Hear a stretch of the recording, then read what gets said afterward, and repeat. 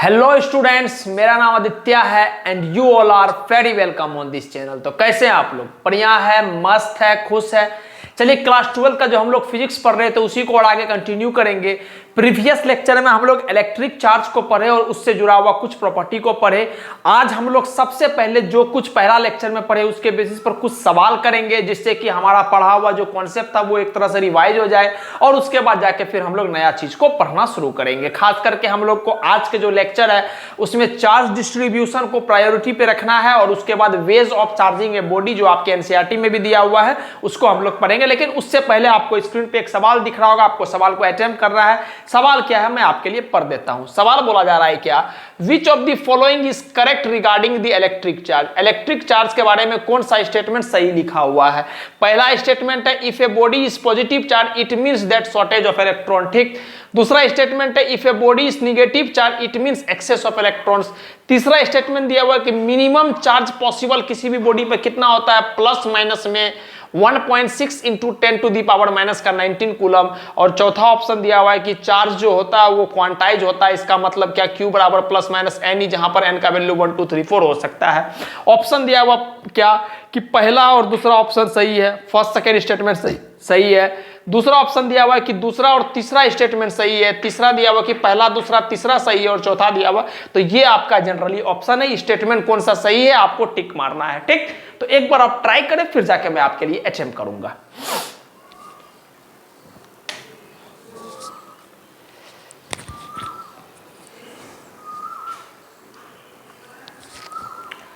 चलिए, हम उम्मीद करते हैं कि आप अपने अपने तरीका से इस सवाल को ट्राई किए होंगे। हम आपके लिए अटेम्प्ट करना जा रहे हैं। देखिएगा, सवाल बोल रहा है which of the following is correct. यहां पर ध्यान दीजिएगा, कभी कभी एग्जामिनर क्या करेगा, आपको इनकरेक्ट लिख देगा। तो आपको इस बात को तो सबसे पहले सर्कल आउट कर लेना है। आपको स्पष्ट रूप से समझ आ जाना कि करेक्ट स्टेटमेंट हमसे पूछा गया है। किसके बारे में सर? इलेक्ट्रिक चार्ज के बारे में। बढ़िया बात है। पहला बात बोल रहा है कि अगर आपका बॉडी पॉजिटिव चार्ज है इसका मतलब यहां पर शॉर्टेज ऑफ इलेक्ट्रॉन्स होता है। हम आपको बताए थे कि जनरली अगर कोई बॉडी न्यूट्रल होता है इसका मतलब है कि उसके पास जितना प्रोटॉन है उतना ही इलेक्ट्रॉन है। ठीक। अब अगर वो बॉडी न्यूट्रल से पॉजिटिव चार्ज बन रहा है इसका मतलब पक्का है कि कुछ ना कुछ इलेक्ट्रॉन बाहर गया है। और अगर कुछ ना कुछ इलेक्ट्रॉन, पहले इलेक्ट्रॉन और प्रोटॉन आपस में बराबर था, अब कुछ ना कुछ इलेक्ट्रॉन बाहर गया है, इसका मतलब शॉर्टेज ऑफ इलेक्ट्रॉन जो है आ जाएगा। इसका मतलब अगर कोई बॉडी पॉजिटिव चार्ज है तो उसके पास 100% कंफर्म है कि वहां शॉर्टेज ऑफ इलेक्ट्रॉन होगा। क्लियर है बात? अच्छा, अब ये इलेक्ट्रॉन अगर किसी दूसरे बॉडी में गया, मान लेते हैं वो भी न्यूट्रल था, लेकिन अब जैसे ही दूसरे बॉडी में गया तो वापस से उस बॉडी के पास क्या हो गया, दूसरा बॉडी के पास की एक्सेस ऑफ इलेक्ट्रॉन हो गया। अगर दूसरा बॉडी के पास एक्सेस ऑफ इलेक्ट्रॉन हो गया इसका मतलब वो बॉडी क्या हो जाएगा, निगेटिवली चार्ज। जैसे हम समझाते हैं, जैसे मान लेते हैं इसमें शुरुआत में दो बॉडी है अपने पास, ए और बी। ठीक, ए और बी दो बॉडी है, दोनों न्यूट्रल है। कहने का मतलब जितना प्रोटॉन है उसमें उतना ही न्यूट्रॉन है, जितना प्रोटॉन है उसमें उतना ही न्यूट्रॉन है। अब क्या हुआ, इसमें से कुछ इलेक्ट्रॉन निकल गया। अब जैसे इसमें से इलेक्ट्रॉन निकला इसका मतलब ये पॉजिटिवली चार्ज हो जाएगा। ठीक, जैसे इसमें से इलेक्ट्रॉन निकला तो ओवरऑल क्या हुआ, इलेक्ट्रॉन का कमी हुआ और इलेक्ट्रॉन का कमी हो गया तो ये पॉजिटिव चार्ज हो जाएगा। अब इलेक्ट्रॉन निकल करके इसमें गया तो ये क्या हो जाएगा, निगेटिवली चार्ज। क्यों? कहे कि यहां पर क्या हो गया सर, यहां पर एक्सेस ऑफ इलेक्ट्रॉन हो गया, यहां पर एक्सेस ऑफ इलेक्ट्रॉन हो गया। और यहां पर क्या हो गया सर, यहां पर शॉर्टेज ऑफ इलेक्ट्रॉन हो गया, शॉर्टेज ऑफ इलेक्ट्रॉन। क्लियर है? तो इसका मतलब अगर कोई भी बॉडी पॉजिटिव चार्ज है इसका मतलब 100% कंफर्म है कि उसके पास शॉर्टेज ऑफ इलेक्ट्रॉन होगा।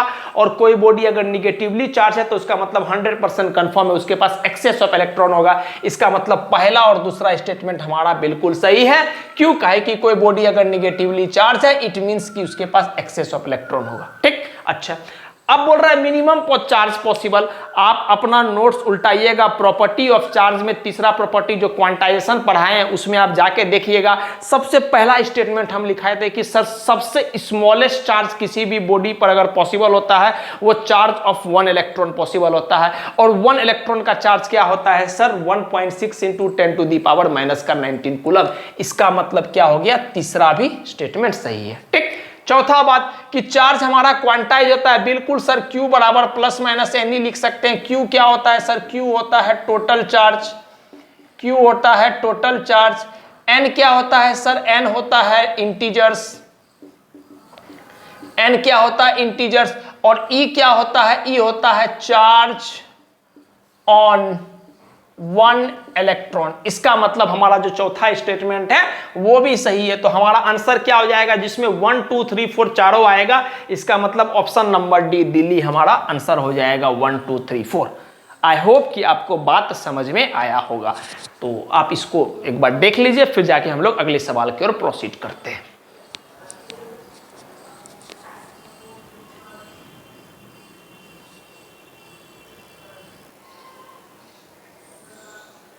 चलिए नेक्स्ट सवाल आपके स्क्रीन पर आपको दिख रहा होगा। सवाल क्या है मैं आपके लिए पढ़ देता हूं। सवाल बोला जा रहा है क्या, speed of A charge body is decreasing continuously. किसी भी बॉडी का, खास करके चार्ज्ड बॉडी का, कोई बॉडी है उसके पास कुछ चार्ज है, उसका जो स्पीड है वो लगातार घट रहा है, डिक्रीजिंग कंटिन्यूअसली, लगातार घट रहा है। Then it's charge and specific charge will, उसके चार्ज पर क्या फर्क पड़ेगा, दूसरा बात उसके स्पेसिफिक चार्ज पर क्या फर्क पड़ेगा। रेस्पेक्टिवली हमको देखना है, क्या चार्ज बढ़ेगा और स्पेसिफिक चार्ज घटेगा, क्या चार्ज वही रहेगा स्पेसिफिक चार्ज बढ़ जाएगा, क्या चार्ज वही रहेगा स्पेसिफिक चार्ज घट जाएगा, या क्या चार्ज और स्पेसिफिक चार्ज वही का वही रहेगा, मतलब कोई फर्क नहीं पड़ेगा। एक बार आप ट्राई करें, फिर जाके मैं आपके लिए इस सवाल को अटेम्प्ट करूंगा।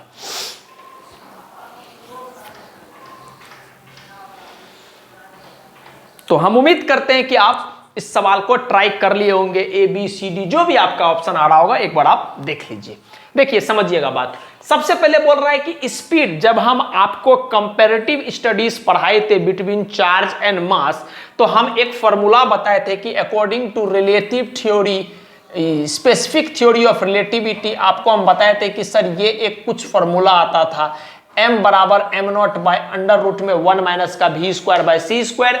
m होता था मास इन मोशन, ये रेस्ट मास, ये speed of an object, and that's is speed of an light. तो हम आपको बताए थे कि अगर आप स्पीड को बढ़ाते हो तो जनरली ऐसा देखा गया था क्या कि according to special theory of relativity आपका मास इन मोशन, या सिंपली बोलो मास जो है वो बढ़ता था, या हम बोल सकते थे जब आप स्पीड को घटाते थे तो आपका मास जो है वो घटता था। ठीक, ये बात हम आपको पहला लेक्चर में पूरा स्पष्ट तरीका से बता चुके हैं, कोई दिक्कत नहीं। आगे चार्ज और मास का जब बात करते हैं तो सबसे पहले जब हम चार्ज का बात करते हैं तो चार्ज के बारे में हम आपको स्पष्ट लिखाए थे कि charge is independent of speed, charge is independent of speed. ठीक, स्पीड के बढ़ाने या घटाने से मास में फर्क पड़ता है, लेकिन चार्ज पे कोई फर्क नहीं पड़ता है। ये बात हम आपको comparative studies between charge and mass में पढ़ाए थे कि किसी भी चार्ज को कितना भी जोर से फेंक दो कोई फर्क नहीं पड़ेगा। ठीक, उसका चार्ज वही का वही रहेगा। तो चार्ज चूंकि इंडिपेंडेंट ऑफ स्पीड है, इसका मतलब यहां पर इंक्रीज वाला तो ऑप्शन कट गया वैसे ही, और बाकी का 3 ऑप्शन में संभावना है, काहे कि चार्ज के लिए तीनों सेम सेम सेम। ठीक, अब आगे हम आते हैं स्पेसिफिक चार्ज पर। तो हम आपको स्पेसिफिक चार्ज के बारे में एक बात बताए थे स्पष्ट तरीका से कि स्पेसिफिक चार्ज जो होता है बाबू, स्पेसिफिक चार्ज जो होता है वो होता है चार्ज बटे का मास। स्पेसिफिक चार्ज जो होता है वो होता है चार्ज बटे का मास। ये बात हम आपको नोट्स में लिखाए थे। अब आपसे सवाल वाला क्या पूछा गया है, ध्यान से सुनिएगा। सवाल वाला बोल रहा है कि स्पीड जो है किसी चार्ज बॉडी का वो बार बार घटते जा रहा है।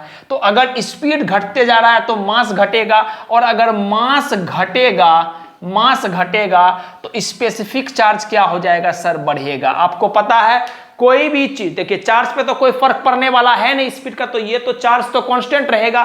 तो अगर स्पीड घटेगा तो मास घटेगा, ये हम इससे पता कर पाए थे। तो स्पीड घटेगा तो मास घटेगा, और मास घटेगा तो अगर ये कांस्टेंट है और नीचे का डिनोमिनेटर आपका घटेगा, बात समझ में आ रहा है, तो ओवरऑल फ्रैक्शन का वैल्यू क्या होता है, बढ़ जाता है। इसका मतलब अगर मास घटेगा तो स्पेसिफिक चार्ज बढ़ना चाहिए। तो यहां पर लिखा हुआ है सेम, ये भी गलत हो गया, ये तो पहले गलत कर लिए थे। यहां पर लिखा हुआ घटना, नहीं ये भी गलत हो गया। तो हमारा आंसर क्या हो जाएगा, ऑप्शन नंबर बी, कि चार्ज पे चार्ज पे कोई फर्क नहीं पड़ेगा, तो ये हमारा चार्ज सेम रहेगा, लेकिन स्पेसिफिक चार्ज क्या हो जाएगा, स्पेसिफिक चार्ज हमारा क्या हो जाएगा, इंक्रीज कर जाएगा। क्यों? काहे कि सर अगर स्पीड घटाओगे तो मास घटेगा, और स्पेसिफिक चार्ज क्या होता है, चार्ज बटे मास, ये तो कांस्टेंट है, तो मास घटेगा तो ओवरऑल ये फ्रैक्शन क्या हो जाएगा, बढ़ जाएगा। ठीक, नीचे का डिनोमिनेटर जब घटता है तो ओवरऑल ये फ्रैक्शन जो होता है बाबू बढ़ जाता है, इसका मतलब स्पेसिफिक चार्ज हमारा क्या हो जाएगा, इंक्रीज। कल के दिन अगर आपसे पूछ देता है कि स्पीड बढ़ाया गया है तो मास बढ़ जाता है, अगर मास बढ़ जाता तो इसका होता है स्पेसिफिक चार्ज बाय डिफॉल्ट घट जाता। क्लियर है बात? तो कल के दिन अगर उल्टा पूछ लेगा तो आप उसको कर पाओगे। क्लियर है? तो आप इसको नोट कीजिए, फिर हम आगे नेक्स्ट सवाल की ओर प्रोसीड करते हैं। अगर आप नोट्स को अच्छे तरह से पढ़े होंगे तो 100% आपको एक एक बात स्पष्ट रूप से क्लियर हो रहा होगा। चलिए नेक्स्ट सवाल आपके स्क्रीन पर दिया हुआ है, मैं आपके लिए पढ़ देता हूं। सवाल बोल रहा है which of the following is not true about charge. Please यहां पर ध्यान दीजिएगा, ट्रू नहीं पूछा गया है, बोल रहा है इस स्टेटमेंट में कौन सा स्टेटमेंट नॉट ट्रू है, मतलब कौन सा बात चार्ज के बारे में सही नहीं है। पहला ऑप्शन दिया हुआ है कि रेस्ट चार्ज जो है वो इलेक्ट्रिक और मैग्नेटिक फील्ड दोनों प्रोड्यूस करता है। दूसरा स्टेटमेंट दिया हुआ है कि चार्ज डिपेंड करता है स्पीड ऑफ द बॉडी पर। तीसरा स्टेटमेंट दिया हुआ है कि चार्ज को हम लोग एनर्जी में कन्वर्ट कर सकते हैं। और चौथा ऑप्शन दिया हुआ है कि सब का सब बात गलत है। ठीक, ऑल ऑफ दिस। तो एक बार आप ट्राई करें, अपने मुताबिक आंसर मारे, फिर जाके मैं आपके लिए इस सवाल को अटेम्प्ट करूंगा। प्लीज एक बार आप ट्राई करें। चलिए, हम उम्मीद करते हैं कि आप सवाल को अपने मुताबिक ट्राई किए होंगे। सवाल क्या है मैं आपके लिए क्लियर कर देता हूं, सुनिएगा बात को। पहला ऑप्शन बोल रहा है, हमको पकड़ना है कि कौन सा बात गलत है चार्ज के बारे में। ठीक, पहला ऑप्शन बोल रहा है कि चार्ज कैन प्रोड्यूस, मतलब sorry, rest charge produce electric and magnetic field. आखिरी प्रॉपर्टी तो चार्ज का आपको पढ़ाए थे, आप अपना नोट्स में देखिएगा। आखिरी प्रॉपर्टी में हम आपको बताए थे कि सर रेस्ट चार्ज जो होता है वो सिर्फ इलेक्ट्रिक फील्ड प्रोड्यूस करता है। मूविंग चार्ज जो है वो इलेक्ट्रिक फील्ड, मैग्नेटिक फील्ड और इलेक्ट्रोमैग्नेटिक रेडिएशन तीनों प्रोड्यूस करता है। लेकिन मूविंग चार्ज में दो कंडीशन देखे थे कि अगर हमारा चार्ज कांस्टेंट वेलोसिटी के साथ मूव कर रहा है तो वो सिर्फ इलेक्ट्रिक फील्ड और मैग्नेटिक फील्ड प्रोड्यूस करेगा, और अगर हमारा चार्ज नॉन कांस्टेंट वेलोसिटी या फिर हम बोल सकते हैं नॉन यूनिफॉर्म वेलोसिटी के साथ मूव कर रहा है तो वो इलेक्ट्रिक फील्ड, मैग्नेटिक फील्ड और रेडिएशन तीनों प्रोड्यूस करेगा। तो हम आपको ये तीनों का तीनों बात स्पष्ट रूप से क्लियर किए थे। लेकिन हमारा इस सवाल में बस इतना जरूरी था कि रेस्ट चार्ज के बारे में, तो हमको पता है कि रेस्ट चार्ज जो है वो सिर्फ का सिर्फ इलेक्ट्रिक फील्ड प्रोड्यूस करता है। इसका मतलब पहला ऑप्शन जो मैग्नेटिक फील्ड दे दिया है, इस वजह से पहला ऑप्शन अपना गलत हो गया। क्लियर है? आगे बढ़ते हैं, दूसरा ऑप्शन पर आते हैं। Charge depend on speed of a body. हमको पता है कि सर मास डिपेंड करता है स्पीड ऑफ ए बॉडी पे। चार्ज और comparative studies between charge and mass को जब हम स्पष्ट तरीका से पढ़ रहे थे तो हम वहां पर पढ़े थे कि सर चार्ज डिपेंड नहीं करता है स्पीड ऑफ ए बॉडी, या इससे पहला वाला सवाल पे भी आपको बताए थे क्या कि charge speed of a body पे डिपेंड नहीं करता है। और ये बोल रहा है डिपेंड करता है, तो हम बोलेंगे क्या कि आप झूठ बोल रहे हो, गलत बोल रहे हो। तो ये भी हमारा स्टेटमेंट रॉन्ग हो जाएगा। चौथा बात, तीसरा बात, charge can be converted into energy. हम लोग कंजर्वेशन ऑफ चार्ज जब पढ़े थे तो क्या पढ़े थे कि charge can neither be created not be destroyed but it can be transferred from one body to another. लेकिन मास के बारे में बोले थे कि मास में भी नॉट रिमेन कंजर्व। कहने का मतलब मास को हम लोग एनर्जी में, एक इक्वेशन आपको बताए थे कि आइंस्टाइन का जो इक्वेशन है E बराबर mc², एनर्जी मास इक्विवेलेंस इक्वेशन जो बोलते हैं हम लोग, इसमें हम पढ़ते हैं कि एनर्जी और मास में क्या हो सकता है, कन्वर्जन क्रिएट हो सकता है। कहने का मतलब मास को एनर्जी में कन्वर्ट किया जा सकता है, चार्ज को एनर्जी में कन्वर्ट किया नहीं जा सकता। लेकिन ये बोल रहा है कि चार्ज को एनर्जी में हम लोग एनर्जी में कन्वर्ट कर रहे हैं, इसका मतलब ये भी गलत बोल रहा है। ठीक, हम आपको बताए थे कि चार्ज कन्वर्ट नहीं हो सकता एनर्जी। चार्ज क्या हो सकता है, सिर्फ एक बॉडी से दूसरे बॉडी में ट्रांसफर हो सकता है। लेकिन मास जो है वो इस इक्वेशन के थ्रू आपको हम बताए थे कि मास जो है वो एनर्जी में कन्वर्ट हो सकता है। क्लियर है बात? तो हमको यहां पर लिखा हुआ है कि charge can be converted into energy. नहीं sir, charge can't be converted into energy, it can only be transfer from one body to another. इसका मतलब ये भी गलत, ये भी गलत, ये भी गलत, और हमको बोल रहा है कि गलत स्टेटमेंट, सब का सब गलत। तो हमारा ऑप्शन क्या हो जाएगा? Option number D, all of this, चारों का चारों ऑप्शन हमारा गलत है। बस एक बात आपको बताना चाहते हैं कि जो बात आपसे पूछा गया उस बात पे आप ध्यान दीजिएगा। नोट ट्रू पूछा गया है, कल के दिन कुछ भी यहां पर ट्रू बोल देगा तो आपको स्टेटमेंट को सही तरीका से पढ़ना, वरना आज सवाल आते हुए भी जल्दीबाजी में हम लोग गलत कर जाएंगे। ठीक, तो यहां पर जो पहला लेक्चर में आप लोग को पूरा तरह से पढ़ाए थे उसका हम मोटा मोटी उम्मीद करते हैं कि पूरा रिवीजन हो गया होगा। अब हम लोग नया टॉपिक को बढ़ाएंगे, पहले आप इसको नोट करना है, नोट कर लीजिए, फिर अगले सवाल की अगले टॉपिक की ओर हम लोग प्रोसीड करते हैं।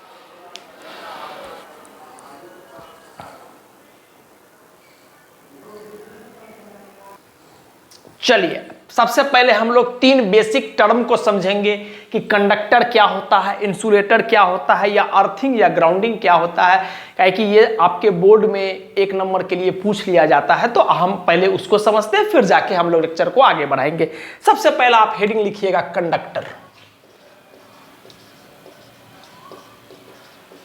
क्या होता है conductor sir?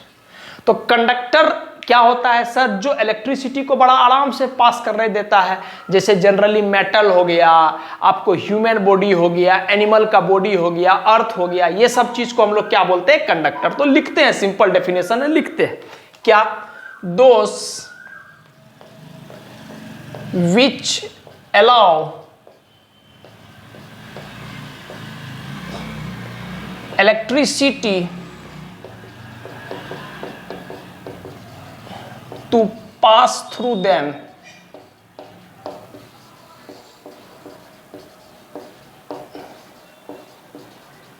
easily are called conductor। ठीक, जो आराम से इलेक्ट्रिसिटी को अपने अंदर से पास होने देता है उसी को हम लोग बाबू कंडक्टर बोलते हैं। सिंपल सा बात है। ठीक, एग्जाम्पल की अगर हम आपसे बात करेंगे कंडक्टर का एग्जाम्पल में, तो आप बोलिएगा sir metals, human and animal bodies, human and animal bodies,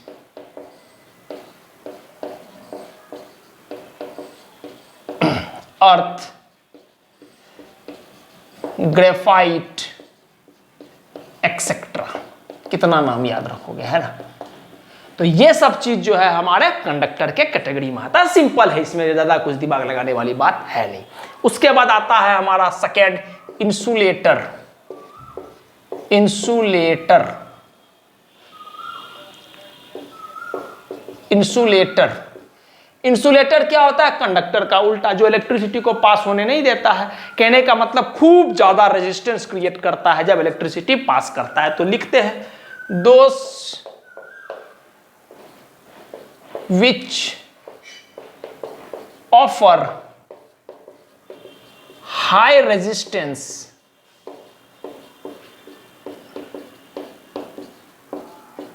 to the passage of electricity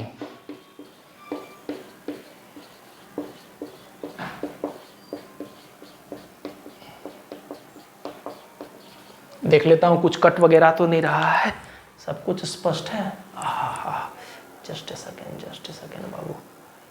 ठीक, those which offer high resistance to the passage of electricity are called insulator. ठीक, इसका एग्जाम्पल अगर हम लोग लेंगे तो generally non metal, most of the non metal,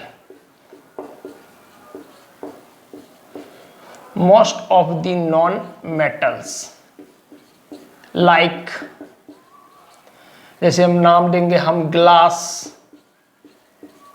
porcelain,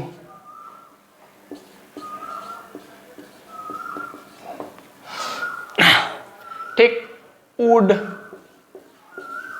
etcetera, या हम बोल सकते हैं प्लास्टिक, प्लास्टिक भी हो गया, एक्सेट्रा। बात समझ में आ गया? तो ये सब चीज क्या होता है, इंसुलेटर के कैटेगरी में आता है। उसके बाद एक आखिरी टर्म आता है अर्थिंग। सुनते भी होंगे आप वर्ड अर्थिंग या ग्राउंडिंग, GROUNDING। ठीक, सिंपल सा टर्म है, आपको पता होना चाहिए। अर्थिंग और ग्राउंडिंग का मतलब होता है कि अर्थ के साथ आप चार्ज को शेयर कर रहे हैं, बस इतना सा बात है। ग्राउंडिंग या अर्थिंग एक ही बात होता है। उसका मतलब होता है कि आप अर्थ के साथ चार्ज को शेयर कर रहे हैं, मतलब अर्थ में चार्ज को भेज रहे हैं, दैट्स इट। ठीक, तो अब लिखते हैं the process of sharing A charge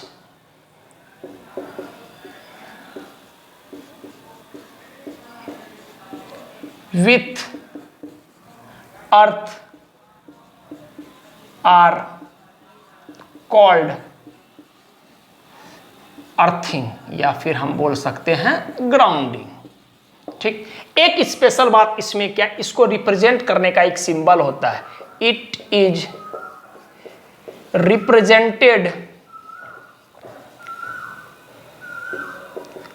represented by symbol. इसको रिप्रेजेंट करने का एक सिंबल होता है बड़ा वाला लाइन इस तरह से, ये होता है अर्थिंग का सिंबल। क्लियर है बात? सबसे पहले बड़ा वाला लाइन ये परपेंडिकुलर टाइप का लाइन गिरेगा, फिर छोटा छोटा छोटा छोटा छोटा छोटा होते चला जाएगा। तो अर्थिंग को रिप्रेजेंट करने का ये सिंबल होता है। तो तीन बात समझे, कंडक्टर जो इलेक्ट्रिसिटी को पास होने देगा, इंसुलेटर जो इलेक्ट्रिसिटी को पास होने नहीं देता है, या सिंपली बोल सकते हैं हाई रेजिस्टेंस क्रिएट करता है इलेक्ट्रिसिटी को पैसेज को लेके, और अर्थिंग और ग्राउंडिंग का सिंपल सा मतलब होता है कि चार्ज जो है हम अर्थ के साथ शेयर कर रहे हैं और उसको इस सिंबल से रिप्रेजेंट किया जाता है। ठीक, तो इसको आप नोट कीजिए, फिर हम लोग directly types of charge distribution पे आ जाएंगे। प्लीज आप इसको नोट डाउन कर लीजिए।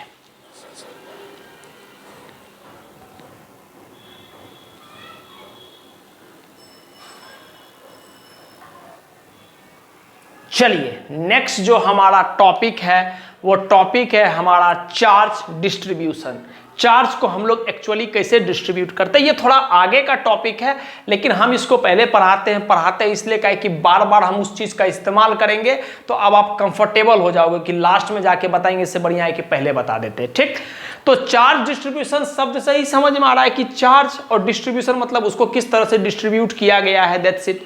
तो चार्ज को डिस्ट्रीब्यूट करने का दो तरीका है। सबसे पहला तरीका है डिस्क्रीट डिस्ट्रीब्यूशन। डिस्क्रीट डिस्ट्रीब्यूशन का मतलब होता है सिंपली चार्ज को रख दिया गया है, कोई एक सिस्टम है वहां पर एक Q1 Q2 Q3 Q4 ढेर सारा चार्ज को रख दिया गया है। इसका सबसे बेस्ट एग्जांपल होता है पॉइंट चार्ज। ठीक, और उसके बाद आता है continuous charge distribution. Continuous charge distribution का मतलब होता है कुछ अमाउंट ऑफ चार्ज है जिसको हम किसी बॉडी के ऊपर में डिस्ट्रीब्यूट किए हैं। उसमें तीन गो आता है, लीनियर, सरफेस और वॉल्यूम। एक एक करके डिटेल में पढ़ेंगे आराम से। ठीक, सबसे पहले इसमें समझते हैं क्या, it is of two types. दो तरह का होता है। सबसे पहला होता है discrete distribution of charge.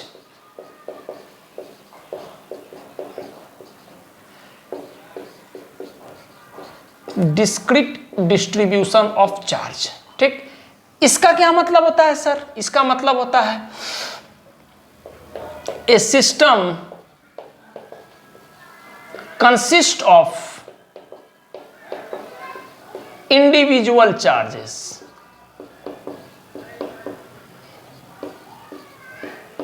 A system consist of individual charges. कहने का मतलब क्या कि जैसे मान लिए अपने पास एक सिस्टम है, ये लो अपने पास एक सिस्टम है।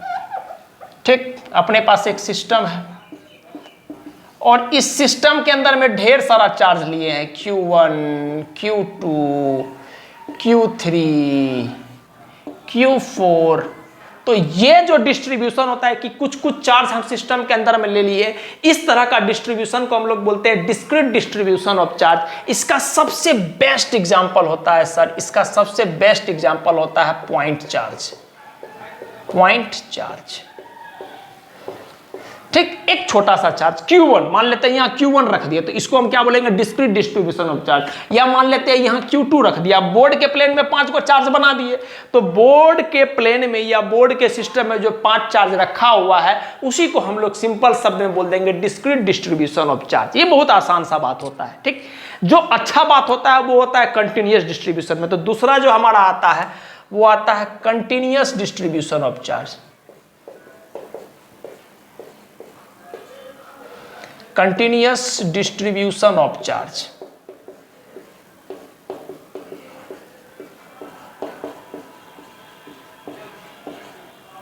कंटिन्यूअस डिस्ट्रीब्यूशन ऑफ चार्ज, इसमें क्या होता है, an amount of charge, an amount of charge is distributed uniformly or non-uniformly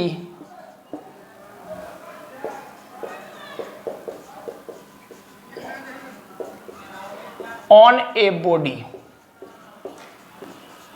ठीक, कहने का मतलब क्या है कि कुछ चार्ज है, जैसे 5 कूलम चार्ज है, आप 5 कूलम चार्ज को हम किसी बॉडी पर दे दिए, 5 कूलम चार्ज को हम सिंपली यहां पर 5 कूलम चार्ज रख दिए तो ये क्या हो जाएगा, डिस्क्रीट डिस्ट्रीब्यूशन। लेकिन 5 कूलम चार्ज को हम क्या किए, तोड़ के इस सरफेस पे फैला दिए, तो इसको हम क्या बोलेंगे, कंटिन्यूअस डिस्ट्रीब्यूशन। अब इसमें 2 बात आता है, यूनिफॉर्मली और नॉन यूनिफॉर्मली। अभी आप यूनिफॉर्मली और नॉन यूनिफॉर्मली वर्ड का बस इतना सा मतलब समझो कि यूनिफॉर्मली का मतलब सही तरीका से, नॉन यूनिफॉर्मली का तरीका मतलब जैसे तैसे। अभी आप इतना समझो, फिर आगे जब पढ़ते चलेंगे हम लोग तो डिटेल में समझेंगे। अभी क्या बोले, यूनिफॉर्मली का मतलब समझो कि सही तरीका से सब कुछ को रखा गया, अच्छा सा सजा करके। नॉन यूनिफॉर्मली का मतलब होता है जैसे कुछ ज्यादा यहाँ पर है, यहाँ कम है, यहाँ पर बहुत ज्यादा। यूनिफॉर्मली का मतलब होता है सब जगह बराबर अमाउंट पे, बस इतना समझो। ठीक, अच्छा, उसके बाद जो आता है ये, इसके में एक बात ये क्या कि इट इज ऑफ 3 टाइप्स। ठीक, सबसे पहला होता है हमारा कौन सा, लीनियर चार्ज डेंसिटी या फिर लीनियर चार्ज डिस्ट्रीब्यूशन। दूसरा होता है सरफेस चार्ज डिस्ट्रीब्यूशन या सरफेस चार्ज डेंसिटी। दोनों एक ही बात है, डेंसिटी बोलो या डिस्ट्रीब्यूशन बोलो, हर जगह एक ही बात है। और तीसरा आता है वॉल्यूम चार्ज डेंसिटी या फिर वॉल्यूम चार्ज डिस्ट्रीब्यूशन। तो तीनों को हम एक एक करके पढ़ेंगे, हमारे एग्जाम के पर्सपेक्टिव से काफी इंपॉर्टेंट है, हम लोग डिटेल तरीका से पढ़ेंगे। लेकिन फिलहाल आप इसको नोट कीजिए, फिर जाके हम तीनों टाइप्स को यहां पर कवर करना आपके लिए शुरू करेंगे। प्लीज आप नोट कीजिए इसको।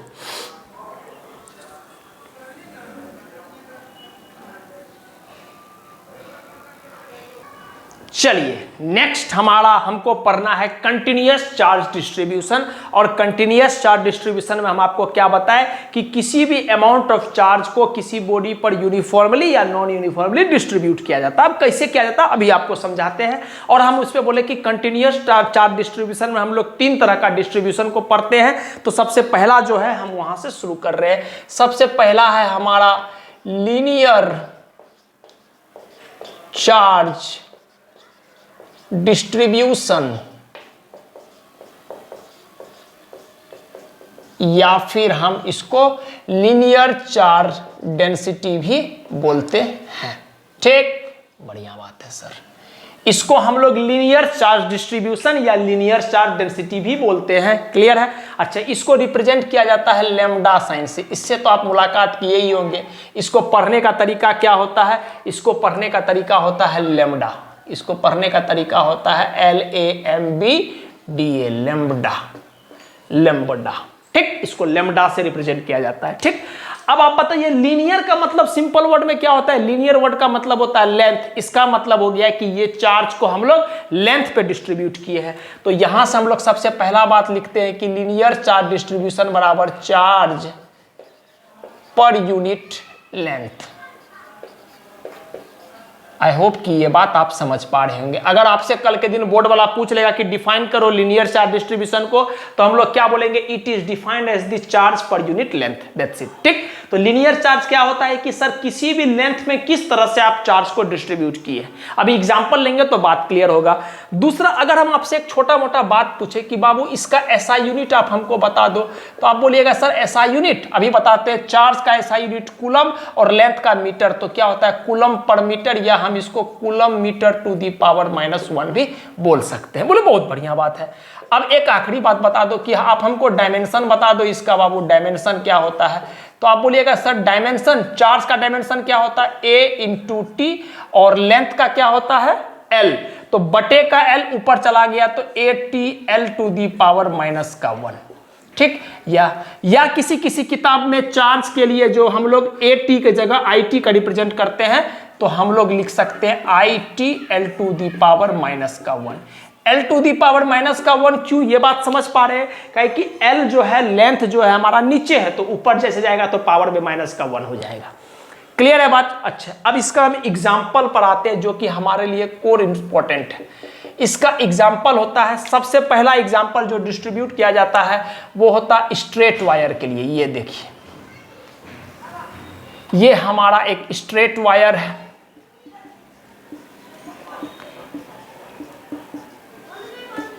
ये क्या है हमारा एक स्ट्रेट वायर है, और इस पर लेमडा को डिस्ट्रीब्यूट किया है, ठीक। ये हमारा स्ट्रेट वायर है, इस पर लेमडा को डिस्ट्रीब्यूट किया, तो हम ऐसे करके लिख देते हैं। इसका लेंथ पे पूरा चार्ज फैला हुआ है, लो भाई इसका पूरा लेंथ पे फैला हुआ है चार्ज, ठीक। तो याद भी रखना है कि आपको स्ट्रेट वायर के लिए जो चार्ज डेंसिटी होता है वो लेमडा होता है, ये लीनियर चार्ज डेंसिटी होता है। दूसरा एग्जाम्पल आता है इसका, सर्कुलर रिंग। ये देखो,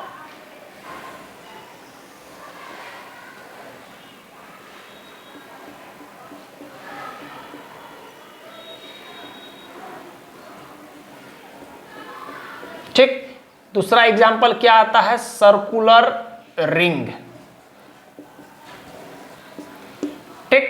अगर हम आपको बोलेंगे इस पर लेमडा को रिप्रेजेंट करो, तो आप बोलिएगा सर इसके लेंथ पे पूरा का पूरा चार्ज को डिस्ट्रीब्यूट करना है, इसका मतलब लो भाई सर, लो कर दिए।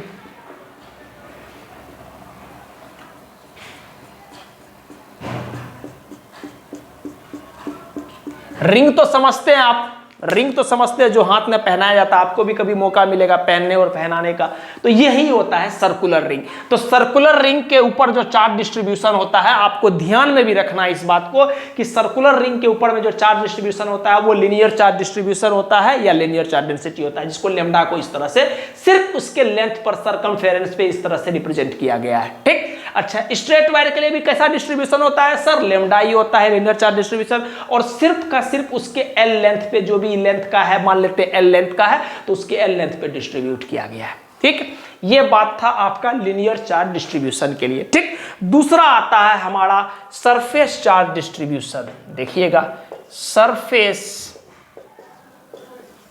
चार्ज डिस्ट्रीब्यूशन, या हम लोग बोलते हैं सरफेस चार्ज डेंसिटी। इसको रिप्रेजेंट किया जाता है इस तरह से, इसको तो आप पहचानते हो, इसको सिग्मा पढ़ते हैं, सिग्मा। इसको क्या पढ़ते हैं बाबू, सिग्मा।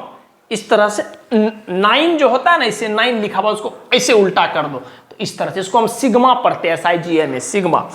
अच्छा, अब आपसे पूछता जाएगा क्या कि बताओ हम लोग लीनियर सरफेस चार्ज डिस्ट्रीब्यूशन को कैसे बताएंगे, तो आप बोलिएगा सर यहाँ पर लीनियर था तो लेंथ था, यहाँ पर सरफेस था तो क्या आएगा, एरिया। तो सबसे पहला बात क्या हो जाएगा, क्या कि सर सिग्मा बराबर, या सरफेस चार्ज डेंसिटी या सरफेस चार्ज डिस्ट्रीब्यूशन बराबर charge per unit area, charge per unit area.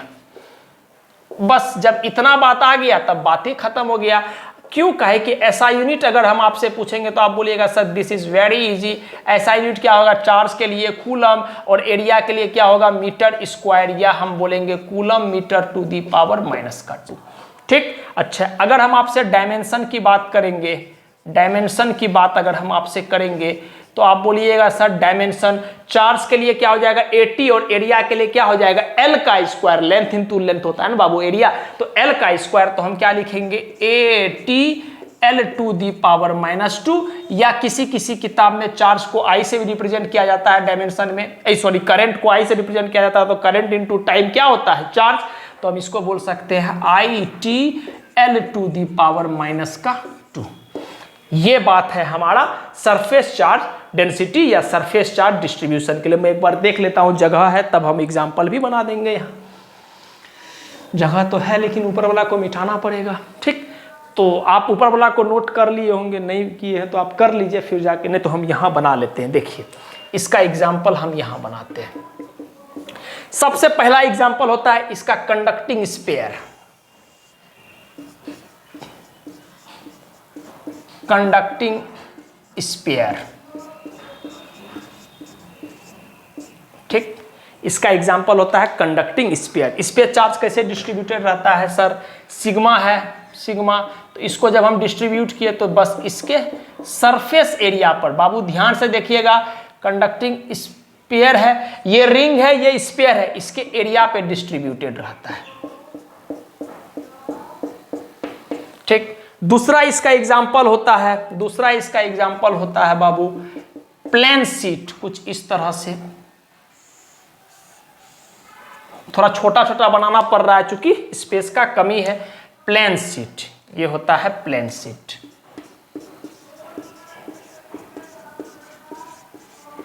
Plane sheet, इस पे चार्ज कैसे डिस्ट्रीब्यूटेड होता है, इस पे चार्ज लो, इसके पूरा का पूरा एरिया पे, ये हमारा सिग्मा है और चार्ज डिस्ट्रीब्यूट कर दिए, पूरा सिग्मा डिस्ट्रीब्यूटेड है, पूरा सिग्मा इस तरह से डिस्ट्रीब्यूटेड है, ये सिग्मा को इस तरह से तभी तो आपको लिखाए थे कि सर एक अमाउंट ऑफ चार्ज होता है जिसको पूरा बॉडी के ऊपर में हम लोग डिस्ट्रीब्यूट करते हैं, इसी वजह से इस सबको हम लोग कंटिन्यूअस चार्ज डिस्ट्रीब्यूशन बोलते हैं। तो ये हमारा सिग्मा लो, ठीक। और एक एग्जाम्पल होता है, मैं देख लूं यहां नीचे हमारे पास स्पेस है कि नहीं, थोड़ा सा तो स्पेस है, हम कंप्रोमाइज कर लेते हैं यहां पर, काहे कि हम नहीं चाहते हैं कुछ छूटे। कंडक्टिंग सिलेंडर, ये बाबू ये लो। तीसरा एग्जाम्पल होता है कंडक्टिंग सिलेंडर। कंडक्टिंग सिलेंडर, इस पे भी वापस से वही बात है सर, सिग्मा को हम डिस्ट्रीब्यूट करना चाह रहे हैं, तो इसके सिर्फ का सिर्फ एरिया पे, इसके सिर्फ का सिर्फ एरिया पे।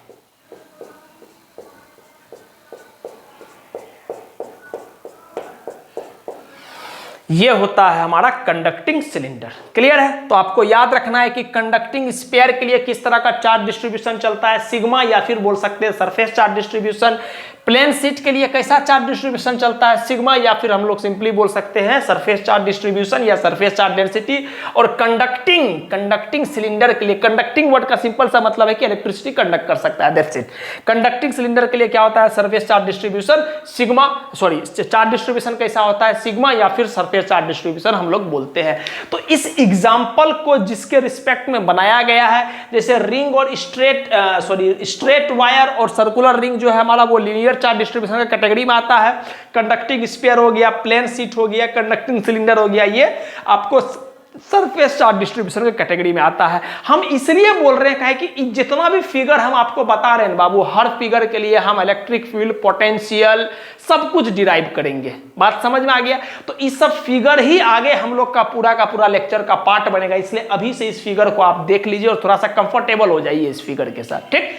तो यहां पर तो बोर्ड का स्पेस खत्म हो गया, तो दो चार्ज डिस्ट्रीब्यूशन निपट गया। तीसरा हमारा आता है वॉल्यूम चार्ज डिस्ट्रीब्यूशन। आप इसको करिए, फिर जाके हम लोग उस पर भी जंप करते हैं।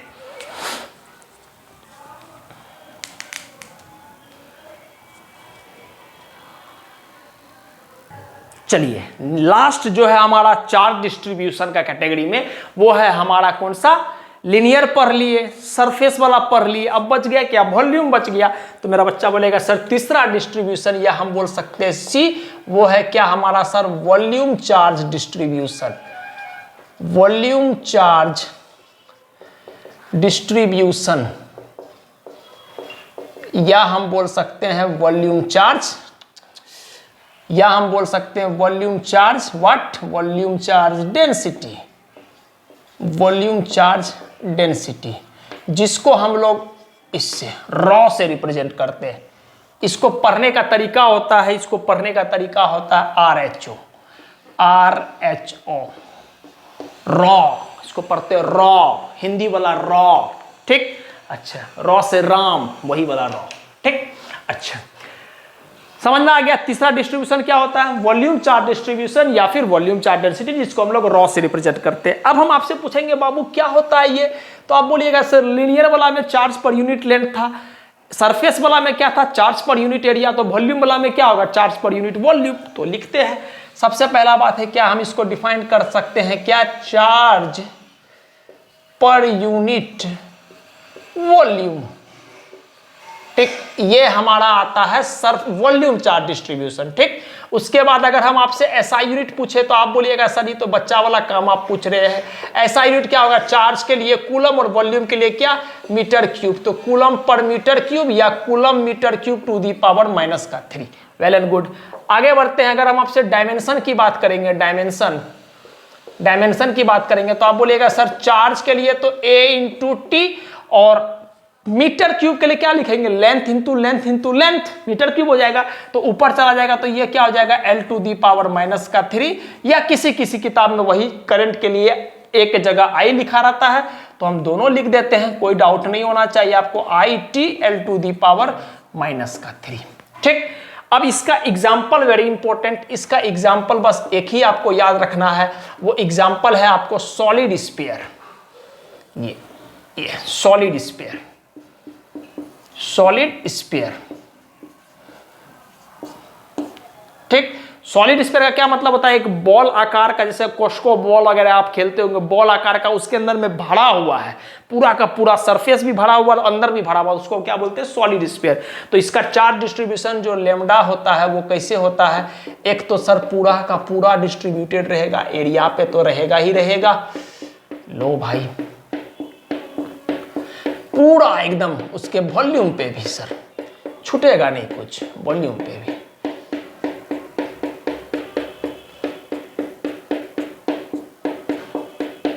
ठीक। तो ये तरह का जो डिस्ट्रीब्यूशन होता है इसको हम लोग बोलते हैं वॉल्यूम चार्ज डिस्ट्रीब्यूशन या वॉल्यूम चार्ज डेंसिटी। तो ये बात था आपको चार्ज डिस्ट्रीब्यूशन पे। अगला टॉपिक जो है हमारा वो रहेगा ways of charging a body, जिसमें 3 तरह का मेथड हम लोग को एनसीईआरटी बुक में भी बताया गया है, जिसके बेसिस पे हम लोग बॉडी को चार्ज कर सकते हैं। पहला बाय फ्रिक्शन, दूसरा बाय कंडक्शन एंड तीसरा बाय इंडक्शन। तो हम लोग उसको भी कंप्लीट आज ही के लेक्चर में करेंगे, लेकिन पहले आप इसको नोट कीजिए, फिर हम उस पर डायरेक्टली जंप करते हैं।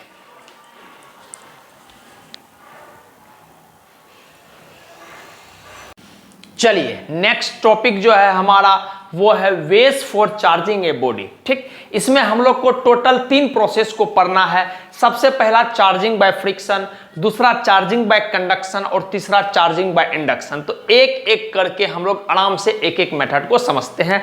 तो आप हेडिंग लगाइएगा, सबसे पहला मेथड, फर्स्ट मेथड है हमारा चार्जिंग बाय फ्रिक्शन, ठीक, चार्जिंग बाय फ्रिक्शन। इसमें सबसे पहला बात जो आपको ध्यान में रखना है कि ये मेथड जो है वो सिर्फ का सिर्फ इंसुलेटर के लिए एप्लीकेबल होता है, ठीक। तो सबसे पहला बात जो आपको ध्यान में रखना, it is applicable only for insulator. कल आपको हम लिखा दिए थे, आज ही के लेक्चर में आपको हम लिखा दिए थे क्या, कि इंसुलेटर का एग्जैक्ट मतलब क्या होता है, ठीक। अच्छा, सबसे पहला बात क्या समझे कि हम लोग ये मेथड इंसुलेटर के लिए एप्लीकेबल होता है। अब इस बात को समझने के लिए हम लोग क्या करते हैं, 2 इंसुलेटर लेते हैं। एक हम लोग सबसे पहले ले लेते हैं, एक हमारा लेट्स से कि ये हमारा ग्लास रॉड है और ये हमारा सिल्क क्लॉथ है, ठीक। तो हम क्या करेंगे कि दोनों को पकड़ करके रब करेंगे, करते करते करते करते करते करते करते करते एक समय में आएगा जब ये गर्म हो जाएगा यहाँ पर।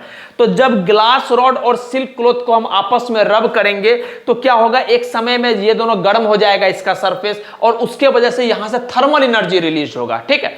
तो थर्मल एनर्जी जब यहाँ जनरेट हो जाएगा उसके वजह से क्या होगा, ग्लास रॉड का जो आउटर मोस्ट सेल का इलेक्ट्रॉन है वो कुछ कुछ इलेक्ट्रॉन सिल्क रॉड में जाना शुरू हो जाएगा, और जैसे ही ग्लास रॉड का इलेक्ट्रॉन सिल्क रोड में गया तो ग्लास रोड के पास तो डेफिशिएंसी ऑफ इलेक्ट्रॉन हो गया। तो आपको हम बताए थे कि अगर कोई ऑब्जेक्ट या पार्टिकल के पास डेफिशिएंसी ऑफ इलेक्ट्रॉन हो गया, इसका मतलब वो बन जाएगा पॉजिटिवली चार्ज। और जिसके पास एक्सेस ऑफ इलेक्ट्रॉन्स, इसमें इलेक्ट्रॉन आया है तो इसके पास एक्सेस ऑफ इलेक्ट्रॉन हो गया तो ये बन जाएगा निगेटिवली चार्ज। तो शुरुआत में दोनों चार्ज नहीं था, अब एक पॉजिटिव चार्ज और दूसरा निगेटिव चार्ज बन चुका है। तो इसका मतलब क्या, बॉडी जो शुरुआत में चार्ज नहीं था अब हम उसको चार्ज कर चुके हैं। आप बोलिएगा बिल्कुल सर, आप बॉडी को चार्ज कर चुके हैं। और हमारा टॉपिक भी है वेज फॉर चार्जिंग है बॉडी, किसी भी बॉडी को चार्ज करने का तरीका। फिर से हम बोलते हैं, क्या बोले, हम बोले आपको एक ग्लास रॉड लेना है और सिल्क क्लॉथ को लेना है, दोनों को रब करना है। जब आप रब करोगे तो उसके बीच में थर्मल एनर्जी जनरेट होगा। उस थर्मल एनर्जी जनरेट होने की वजह से क्या होगा कि ग्लास रॉड का जो आउटर, ये एक्सपेरिमेंटल चीज है, करके देखा गया तब आपको बताया जा रहा है, ठीक। तो ग्लास रॉड का जो आउटर मोस्ट सेल का इलेक्ट्रॉन है वो आपके सिल्क क्लॉथ में चला जाएगा। तो ग्लास रॉड का जो आउटर मोस्ट सेल का इलेक्ट्रॉन सिल्क क्लॉथ में गया तो ग्लास रॉड के पास इलेक्ट्रॉन का डेफिशिएंसी आया, इसका मतलब ग्लास रॉड हमारा बन गया पॉजिटिव चार्ज। और सिल्क क्लॉथ जो कि हमारा इलेक्ट्रॉन गेन किया है वहां पर एक्सेस ऑफ इलेक्ट्रॉन हो गया तो वो बन गया हमारा क्या, निगेटिवली चार्ज। और इस तरह से दोनों का दोनों बॉडी हमारा चार्ज हो गया। तो जो बोले वहां हम लिखाते हैं, ध्यान से देखिएगा, समझिएगा बात को क्या बोल रहे हैं। When A glass rod is rub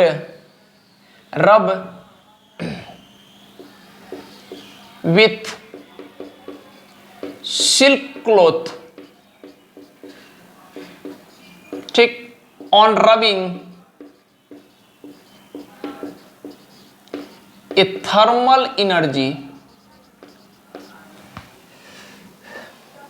A thermal energy, thermal मतलब हीट, बस इतना समझिए, हीट एनर्जी, ठीक। A thermal energy is generated between them, between, इसको शॉर्ट में लिखते हैं बाबू हम, between them and then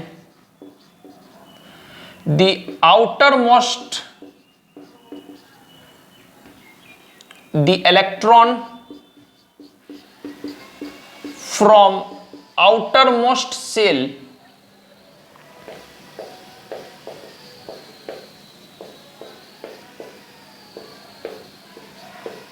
of glass rod transferred to silk cloth, hence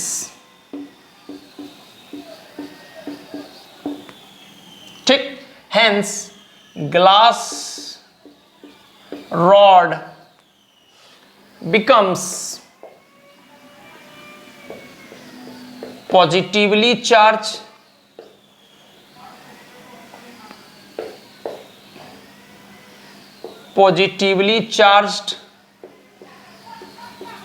short में लिखें बाबू, positively charged and silk cloth becomes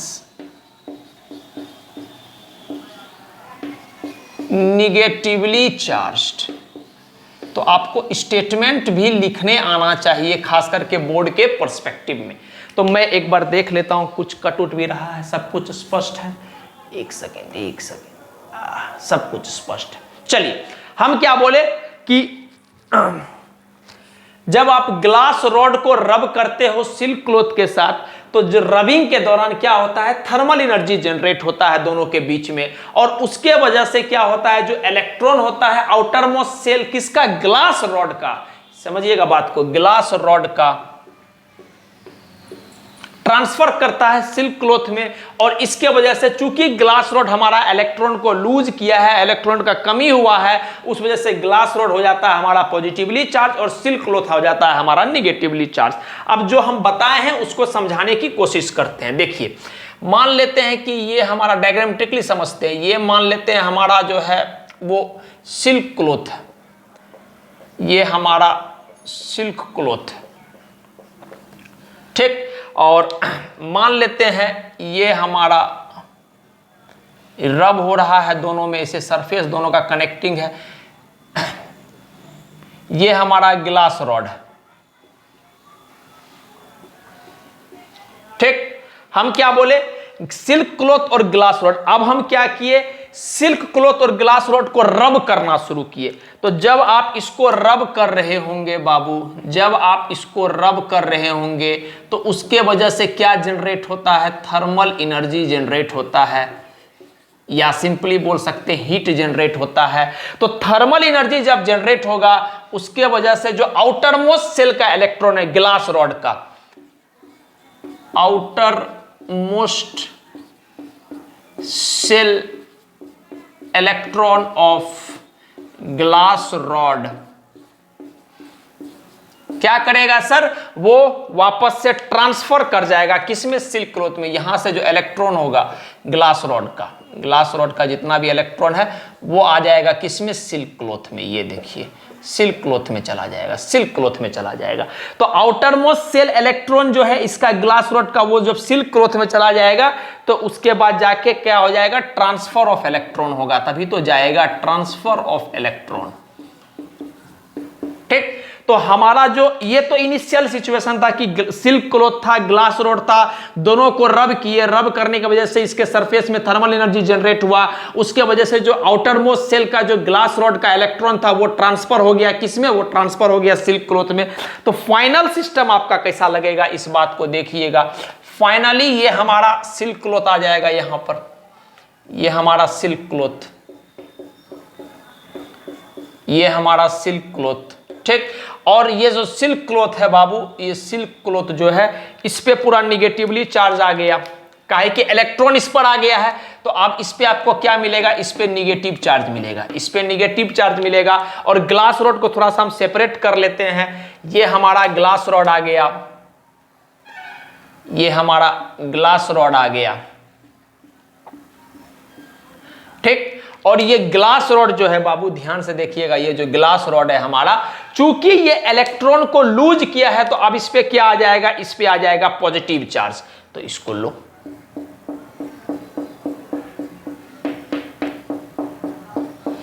clear है बात। तो शुरुआत में जो दोनों न्यूट्रल था, अब जाके फ्रिक्शन के वजह से, रगड़ने की वजह से, सिंपली आपने फ्रिक्शन मतलब रगड़ना, रगड़ने की वजह से क्या हुआ कि एक निगेटिवली चार्ज बन गया है, एक पॉजिटिवली चार्ज बन गया, या शुद्ध शब्द में हम बोले तो शुरुआत में जो न्यूट्रल था आज जाके दोनों के पास चार्ज आ गया है। क्लियर है बात। तो सिंपल बात आपको याद रखना है कि ग्लास रॉड सिल्क क्लॉथ को रब करेंगे, रब करने की वजह से थर्मल एनर्जी जनरेट होगा, थर्मल एनर्जी जनरेट होने की वजह से जो आउटर मोस्ट सेल इलेक्ट्रॉन है ग्लास रॉड का वो ट्रांसफर कर जाएगा किस पर, सिल्क क्लॉथ पे, कि बचा सिल्क क्लॉथ थी। तो जैसे ही सिल्क क्लॉथ के पास इलेक्ट्रॉन गया, इसका मतलब सिल्क क्लॉथ बन गया निगेटिवली चार्ज, और ग्लास रॉड चूंकि इलेक्ट्रॉन को लूज किया है तो वो बन जाएगा पॉजिटिवली चार्ज। अब इस पूरा बात में सबसे इंपॉर्टेंट लाइन हम आपसे पूछना चाह रहे हैं, सिंपली आप ध्यान देके सुनिएगा। आप हमको बताओ कि ग्लास रॉड का मास पे क्या फर्क पड़ा, क्या ग्लास रॉड का मास बढ़ा, क्या ग्लास रॉड का मास इस प्रोसेस के दौरान, और फाइनली शुरुआत में जो भी मास रहा होगा, मान लेते हैं ग्लास रॉड का मास m1 रहा होगा और इसका मास m2 रहा होगा, तो मेरा सवाल यह है कि ग्लास रॉड का मास पे क्या फर्क पड़ा, क्या ग्लास रॉड का मास बढ़ा, क्या ग्लास रॉड का मास घटा, या कोई फर्क नहीं पड़ेगा ग्लास रॉड का मास पे। तो मेरा बच्चा बोलेगा सर सिंपल सी बात है, सर बहुत सिंपल बात है। क्या बात है, आप बताओ कि ये कुछ ना कुछ इलेक्ट्रॉन्स तो लूज किया है। प्लीज ध्यान से मेरी बात को सुनिएगा, बहुत इंपॉर्टेंट बात आपको बता रहे हैं। ग्लास रॉड कुछ ना कुछ तो इलेक्ट्रॉन लूज किया है। आपसे अगर हम पूछेंगे एक इलेक्ट्रॉन का मास ऑफ एक इलेक्ट्रॉन, तो आप बोलिएगा sir I think 9.1 into 10 to the power minus का 31 kg होता है। 9.1 into 10 to the power minus का 31 kg होता है। हम समझ रहे बहुत छोटा मास है, 50 kg 60 kg का कंपेयर में तो बहुत छोटा मास है, लेकिन है तो एक बूंद का भी मास है, लेकिन मास तो है। तो चूंकि यहां से ग्लास रॉड को आप देख रहे हैं कि कुछ ना कुछ इलेक्ट्रॉन लूज किया है, इसका मतलब कुछ इलेक्ट्रॉन का लूज करने का मतलब है कि कुछ इलेक्ट्रॉन का मास के अमाउंट का सब्सटेंस को लूज करना, या सिंपली समझिए कि कुछ इलेक्ट्रॉन लूज किया, इसका मतलब पक्का है कि कुछ ना कुछ तो मास गया होगा इसका, किसमें, इसमें चला गया होगा। इसका मतलब फाइनली क्या बात होगा कि सर ग्लास रॉड का जो मास है, ग्लास रॉड का मास जो है वो घटेगा। वेरी इंपॉर्टेंट इंफॉर्मेशन आप याद रखिएगा इस बात को, क्या कि सर ग्लास रॉड का मास घटेगा। क्यों घटेगा सर? काहे कि कुछ ना कुछ तो इलेक्ट्रॉन इसमें गया है, और कुछ ना कुछ इलेक्ट्रॉन अगर इसमें गया है तो कुछ ना कुछ तो इसका मास घटेगा ही घटेगा। बढ़िया। अगर सिल्क क्लॉथ का हम आपसे बात करेंगे तो आप बोलिएगा सर अब हम समझ गए सिल्क क्लॉथ का कहानी। चूंकि सिल्क क्लॉथ कुछ ना कुछ इलेक्ट्रॉन गेन किया है, तो कुछ ना कुछ एक इलेक्ट्रॉन का इतना मास होता है, तो कुछ ना कुछ इलेक्ट्रॉन का तो कुछ तो थोड़ा सा भले मान रहे, लेकिन कुछ ना कुछ तो मास होगा। तो चूंकि एक इलेक्ट्रॉन भी ये गेन किया या कुछ ना कुछ इलेक्ट्रॉन भी गेन किया है, तो इसका बाय डिफॉल्ट मास क्या होगा? बढ़ेगा। क्यों? काहे कि ये गेन किया है इलेक्ट्रॉन, और इलेक्ट्रॉन का कुछ ना कुछ तो मास होता है, तो ये लूज किया है, इस वजह से इसका मास घट रहा है फाइनली। और ये जो है सिल्क क्लॉथ, ये इलेक्ट्रॉन गेन किया है, इसका मतलब इसका कुछ ना कुछ मास बढ़ेगा। तो हम लिखेंगे मास इसका सिल्क क्लॉथ का इंक्रीज करेगा। That's it. ये दो बात आपको छोटा सा ध्यान में रखना है। समझ आ रहा है मेरे बात को? हम क्या बोल रहे हैं? चूंकि ग्लास रॉड कुछ ना कुछ इलेक्ट्रॉन लूज किया है, तो इस वजह से इसका कुछ ना कुछ मास घटेगा, बस इतना बात है।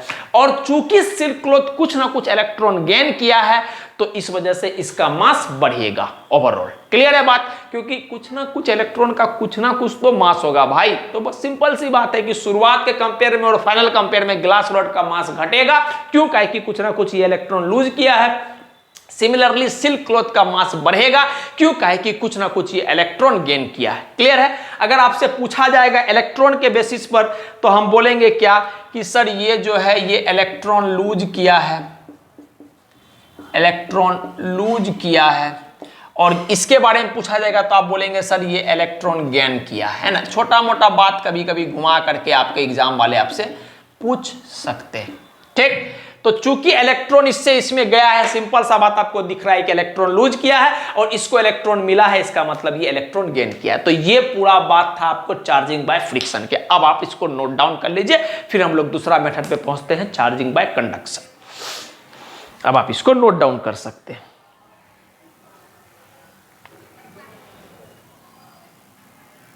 चलिए नेक्स्ट मेथड जो है हमारा वो है चार्जिंग बाय कंडक्शन। इसको समझते हैं। इसमें सबसे पहले दो बेसिक बात आपको करना है। क्या सर? सबसे पहला बात कि sir charging by conduction method जो है वो कंडक्टर के लिए वैलिड होता है, फर्स्ट थिंग। दूसरा बात क्या है कि सर हम इसमें जो बॉडी को चार्ज करेंगे वो डायरेक्ट कांटेक्ट में लाके करेंगे, या सिंपली बोल सकते हैं दो कंडक्टर को टच करा के करेंगे। ये दो बात आपको प्रायोरिटी पे रखना है, दिमाग में सेट करके रखना है। ठीक? लिखाते भी है क्या बोल रहे हैं। सबसे पहला बात क्या? It is applicable, it is applicable for conductor. ये जो है चीज बाबू चार्जिंग बाय कंडक्शन, ये कंडक्टर के लिए वैलिड होता है, पहला। ठीक? दूसरा इंपॉर्टेंट बात, in this process, in this process, in this process bodies या conductor, bodies are charged through direct contact. In this bodies are charged through direct contact. अब कैसे क्या होता है इस बात को समझते हैं। देखिएगा, आराम से समझिएगा। हम दो कंडक्टर ले रहे हैं। एक कंडक्टर अपना ये, ठीक, जो कि हमारा न्यूट्रल कंडक्टर है, न्यूट्रल कंडक्टर है। न्यूट्रल कंडक्टर का क्या मतलब होता है सर? न्यूट्रल कंडक्टर का मतलब होता है equal number of protons and equal number of neutrons, that's it. ठीक? दूसरा एक कंडक्टर ले रहे हैं, ये वाला कंडक्टर, ठीक, और इसके पास अभी जो है एक्सेस ऑफ इलेक्ट्रॉन्स है, एक्सेस ऑफ इलेक्ट्रॉन्स मतलब ये बेताबू है एकदम कि इलेक्ट्रॉन्स को ट्रांसफर करने का मौका मिलेगा, हम पटाख से इलेक्ट्रॉन को ट्रांसफर कर देंगे। बात समझ में आ गई? एकदम आराम से समझिएगा। हम एक न्यूट्रल कंडक्टर लिए हैं। न्यूट्रल कंडक्टर का सिंपल सा मतलब है कि जितना नंबर ऑफ इलेक्ट्रॉन्स है उतना ही नंबर ऑफ प्रोटॉन्स है। क्लियर है? अच्छा, दूसरा जो है हमारे पास एक दूसरा कंडक्टर है, दोनों का दोनों कंडक्टर ही का, हम बोले भी आपको कि ये जो मेथड है ये मेथड एप्लीकेबल होता है ओनली फॉर कंडक्टर। ठीक? अच्छा, इसके पास एक्सेस ऑफ इलेक्ट्रॉन है। अब हम क्या किए, दोनों को क्लोज लाए। ठीक? व्हेन ब्राउट क्लोज, दोनों को हम क्लोज लाए। ठीक? आराम से देखिएगा। व्हेन ब्राउट क्लोज, तो दोनों को क्लोज लाए डायरेक्ट। हम आपको पहले बोले कि बॉडीज को डायरेक्ट कांटेक्ट करके टच करवाते हैं, आई मीन डायरेक्ट कांटेक्ट करके चार्ज करवाते हैं। बॉडी को आपस में टच कराना ही पड़ेगा इस प्रोसेस में हमको, ठीक है, इस बात को ध्यान दीजिएगा। तो बॉडी को क्लोज लाए, लीजिए सर लाते हैं, ये वाला एक और ये वाला एक, ठीक। तो जैसे ही बॉडी को क्लोज लाए तो इसके पास तो एक्सेस ऑफ इलेक्ट्रॉन था, बात समझ में आ गया, इसके पास एक्सेस ऑफ इलेक्ट्रॉन था। तो इलेक्ट्रॉन क्या हुआ, इलेक्ट्रॉन ट्रांसफर होना शुरू हो गया, इसमें इलेक्ट्रॉन इसमें ट्रांसफर होना शुरू हो गया, इलेक्ट्रॉन इसमें ट्रांसफर होना शुरू हो गया, इलेक्ट्रॉन इसमें ट्रांसफर होना शुरू हो गया, इलेक्ट्रॉन इसमें ट्रांसफर होना शुरू हो गया, इलेक्ट्रॉन इसमें ट्रांसफर होना शुरू हो गया। मेरा बात को समझ पा रहे हैं आप? शुरुआत में अपना न्यूट्रल कंडक्टर था, उसके बाद एक एक्सेस ऑफ इलेक्ट्रॉन था, दोनों अपना अलग अलग रखा हुआ था। अब जैसे ही यहां पर दोनों को क्लोज लाए तैसे ही क्या हुआ कि इसमें जिसमें एक्सेस ऑफ इलेक्ट्रॉन था वो क्या हुआ, इससे कुछ इलेक्ट्रॉन इसमें ट्रांसफर होना शुरू हो गया, किसमें, न्यूट्रल कंडक्टर में। तो हम यहां पर प्रोसेस में लिख रहे हैं transfer of electron taking place, transfer of electrons, ठीक, ट्रांसफर ऑफ इलेक्ट्रॉन्स, ठीक। अब जब दोनों का ट्रांसफर ऑफ इलेक्ट्रॉन्स हो रहा था तब जाके हम फाइनली क्या किए, दोनों को सेपरेट कर दिए। फाइनली हम क्या किए, दोनों को सेपरेट कर दिए।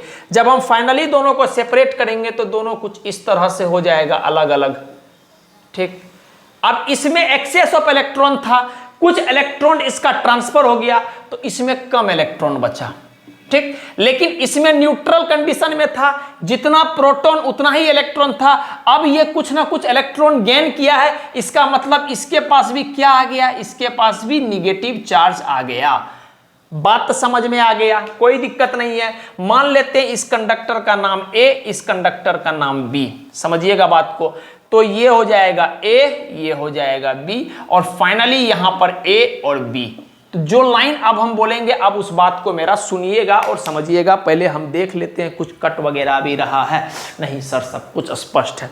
सबसे पहला बात, जो हमारा न्यूट्रल कंडक्टर था, क्या उसके पास अब फाइनली चार्ज है? तो आप बोलिएगा सर एक मिनट, न्यूट्रल कंडक्टर भी उसके पास अब क्या है सर, चार्ज है, और वो निगेटिव चार्ज है। इसका मतलब क्या हुआ कि हम जो है कंडक्टर को चार्ज कर दिए, और पढ़ भी वही रही है कि ways for charging a body. इसका मतलब जो हमारा कंडक्टर शुरुआत में न्यूट्रल था, चार्ज नहीं था, उसको हम क्या कर दिए, फाइनली चार्ज कर दिए। तो प्रोसेस तो समझ में आ गया कि सर बॉडीज को हम चार्ज कर दिए। अब कैसे किए फिर से बताते हैं। हम बोले एक न्यूट्रल कंडक्टर लिए और उसके बगल में एक एक्सेस ऑफ इलेक्ट्रॉन वाला कंडक्टर लिए। अब जैसे ही दोनों को क्लोज लाए तो इसके पास चूंकि एक्सेस ऑफ इलेक्ट्रॉन था, इसको तो बस कंडक्टर चाहिए था। जैसे ही कंडक्टर क्लोज, जैसे मान लीजिए वायर है, अब वायर है और वायर किसी आपको इलेक्ट्रिक सप्लाई में कनेक्टेड और बाहर में रखा हुआ है, तो रखा हुआ है तो उसमें करंट फ्लो हो रहा है, कोई दिक्कत नहीं है। लेकिन जैसे ही आप जाके उस वायर के हेड को छुओगे, बाहर को छुओगे, टच करोगे, तो आप क्या किए, उसके साथ टच करिए, तो आप तो खुद कंडक्टर, उसके साथ टच किए तो आप में क्या होगा, इलेक्ट्रिसिटी फ्लो हो जाएगा। एग्जैक्ट वही चीज होता है, इलेक्ट्रिसिटी का फ्लो होना कहने का मतलब क्या, इलेक्ट्रॉन का फ्लो होना। तो जैसे ही दोनों को क्लोज करिए तैसे ही क्या हुआ कि इससे इलेक्ट्रॉन इसमें ट्रांसफर हो गया। अब जब इससे इलेक्ट्रॉन इसमें ट्रांसफर हो गया तो शुरुआत में बेचारा न्यूट्रल था, अब ये क्या हो गया, निगेटिवली चार्ज। तो मेरा सबसे इंपॉर्टेंट कंडक्टर है कंडक्टर बी का है कि मेनली मेरा प्रोसेस ये है इसी को चार्ज करना, और शुरुआत में बेचारा न्यूट्रल था, अब ये क्या हो गया, निगेटिवली चार्ज। क्लियर है? अब छोटा मोटा बात हम आपसे पूछेंगे, जैसे पिछले बार भी पूछे, क्या कि कंडक्टर ए के बारे में सबसे पहला बात कि कंडक्टर ए क्या कुछ चार्ज गेन किया है कि लूज किया। तो अब दिख रहा है कि सर कुछ ना कुछ इलेक्ट्रॉन ये लूज किया है, इसका मतलब हम इसके बारे में लिखेंगे क्या कि सर ये जो चार्ज है, या फिर हम बोल सकते हैं इलेक्ट्रॉन ये लूज किया है, ठीक है, ये लूज किया है। कंडक्टर बी का हाल समाचार बताओ सर चार्ज के बारे में। सर शुरुआत में जितना इलेक्ट्रॉन उतना प्रोटॉन था, अब इसके पास एक्सेस ऑफ इलेक्ट्रॉन आ गया है कि निगेटिवली चार्ज हो गया, इसका मतलब ये चार्ज गेन किया है, ये चार्ज हमारा जो है ये गेन किया है। वेल एंड गुड, बढ़िया बात है। मास का कहानी बताओ। सर शुरुआत में एक्सेस ऑफ इलेक्ट्रॉन था, फिर जाके कुछ ना कुछ इलेक्ट्रॉन ट्रांसफर हुआ है कंडक्टर ए से, इसका मतलब कंडक्टर ए अगर कुछ ना कुछ इलेक्ट्रॉन लूज किया है, इसका मतलब, लूज का स्पेलिंग गलत थोड़ा हमको लगता है लिखे, थोड़ा बहुत स्पेलिंग का बाबू थोड़ा ध्यान दीजिएगा, है ना, फिजिक्स वाला है तो उतना तो थोड़ा चल ही सकता है ना, लिटरेचर तो पढ़ नहीं रहे। बट कोशिश करते हैं कि कोई तरह का भी एरर ना रहे आपके लिए। अच्छा, जब इलेक्ट्रॉन ये कंडक्टर ए हमारा जब इलेक्ट्रॉन ये कुछ ना कुछ लूज किया है, इसका मतलब 100% कंफर्म बात है कि सर कुछ ना कुछ इसका मास लूज किया गया होगा। तो इसका मास जो होगा सर, इसका मास घट गया होगा, तो बढ़ेगा किसका मास? स्वाभाविक सी बात है, जो इलेक्ट्रॉन गेन करेगा, गेन कौन किया है? कंडक्टर भी। इसका मतलब ये हो गया कि सर इसका मास जो है, इसका मास बढ़ जाएगा। ये सब छोटा मोटा बात आपके एग्जाम वगैरह, जेई मेंस, नीट वगैरह में घुमा फिरा के पूछा जा सकता है। सिचुएशन समझ में आ गया? पहला बात क्या सीखे कि सर ये कंडक्टर के लिए वैलिड है और इसमें हमको टच कराना ही पड़ेगा, डायरेक्ट कांटेक्ट कराना ही पड़ेगा। तो जैसे हमारे पास कंडक्टर था, एक एक्सेस ऑफ इलेक्ट्रॉन, दूसरा न्यूट्रल, जैसे दोनों को पास लाए तो एक्सेस ऑफ इलेक्ट्रॉन वाला कंडक्टर से निगेटिव चार्ज इसमें फ्लो कर गया, इसके वजह से कंडक्टर बी भी हमारा चार्ज हो गया। और चूंकि इलेक्ट्रॉन इसमें फ्लो किया, इसका मतलब ये चार्ज लूज किया है, देखिए चार्ज लूज किया और ये चार्ज गेन किया है, लिखे है। और चूंकि इलेक्ट्रॉन इसमें फ्लो किया, इसका मतलब कुछ ना कुछ इसका मास घटेगा, तो लो कंडक्टर ए का मास घटा है और कंडक्टर बी का मास बढ़ा है। ठीक, क्लियर है बात यहां तक? थोड़ा सा एक पॉइंट और लिखाना है, हम देख लेते हैं हमारे पास जगह है कि नहीं। जगह तो है, थोड़ा कंप्रोमाइज कर लेते हैं। नोट डाल करके आप एक पॉइंट को लिखिएगा प्लीज, नोट डाल करके। क्या? If shape, size and material of a conductor are same,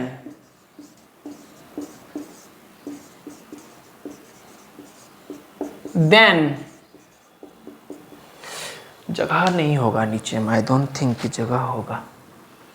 if shape, size and material of a conductor are same, then कहाँ बना दे, कहाँ बना दे? अच्छा, पहले आप इसको नोट कर लीजिए, फिर हम इसको नोट डाल करके लिखा देंगे, उसके लिए कोई चिंता करने वाली बात नहीं है। आप पहले इसको नोट कर लीजिए, फिर हम लिखा देते हैं। आप पहले इसको नोट कर लीजिए प्लीज। ठीक, आप स्क्रीनशॉट ले लीजिएगा, कुछ भी कर लीजिएगा, लेकिन इसको आप नोट डाउन कर लीजिएगा, है ना? आप नोट कर लीजिए, हम मिटा देते हैं, हम हट जाते हैं, आप प्लीज नोट डाउन कर लीजिए इसको।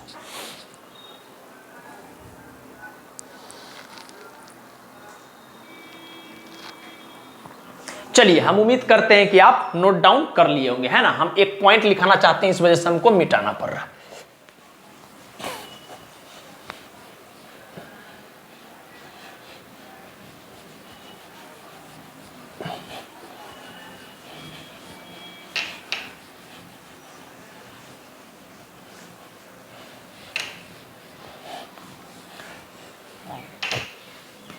सवाल है कि ट्रांसफर ऑफ इलेक्ट्रॉन कब तक होगा, मतलब एक्सेस ऑफ इलेक्ट्रॉन था वो कब तक जाएगा, ये मुद्दा है। तो इसमें हम आपको एक छोटा सा बात आपको बताते हैं, इस पे एनसीईआरटी में सवाल भी दिया हुआ है, वो भी हम आपके साथ वक्त के साथ डिस्कस कर लेंगे। इसमें सबसे पहला बात क्या, नोट डाल करके, if shape, size and material of a conductor are same, material of a conductor are same, then अगर दोनों कंडक्टर आपस में आइडेंटिकल है, बात समझ में आ गया? शेप, साइज, किस मटेरियल से बना है, कैसा है, सब कुछ बराबर है, एकदम आइडेंटिकल कंडक्टर है। ठीक, ये कंडक्टर ए, ये कंडक्टर बी, मान लेते हैं इसके पास चार्ज Q है और इसके पास चार्ज 0 है, कहने का मतलब ये न्यूट्रल है, उसके पास Q चार्ज है। तो अगर सब कुछ सेम है तो जैसे ही दोनों को टच करवाएंगे तैसे ही क्या हो जाएगा, दोनों में इलेक्ट्रॉन्स या जो भी बोलो आप चार्ज का ट्रांसफर हो जाएगा। और इसके पास तब तक ट्रांसफर होगा तब तक जब तक दोनों के पास आधा आधा चार्ज नहीं आ जाता है। तो इस बात को आप प्लीज ध्यान में रखिएगा, क्लियर है? लेकिन ये सिचुएशन तब क्रिएट हो रहा है जब आपका दोनों कंडक्टर का शेप, साइज और मटेरियल सेम है, और हर जनरल केस में ये पॉसिबल नहीं होगा। बात समझ में आ गया? अगर दोनों कंडक्टर का शेप, साइज और मटेरियल सेम है तो इसमें अगर मान लो Q चार्ज है, इसमें 0 है, न्यूट्रल है, तो फाइनली जब हम दोनों को टच कराएंगे और सेपरेट करेंगे तो ट्रांसफर ऑफ इलेक्ट्रॉन क्या होगा, आधा आधा। इसका आधा इसमें चल जाएगा और इसका आधा इसमें बच जाएगा, और उसके बाद जाकर ट्रांसफर रुक जाएगा, वहां पर स्टेबल हो जाएगा चीज, ठीक। तो आधा आधा इलेक्ट्रॉन दोनों में चला जाएगा। इस छोटा बात को आप ध्यान में रखिएगा। क्लियर है बात? चलिए आप इसको नोट कीजिए, फिर जाके हम आगे बढ़ते हैं और आखिरी मेथड पे पहुंचते हैं।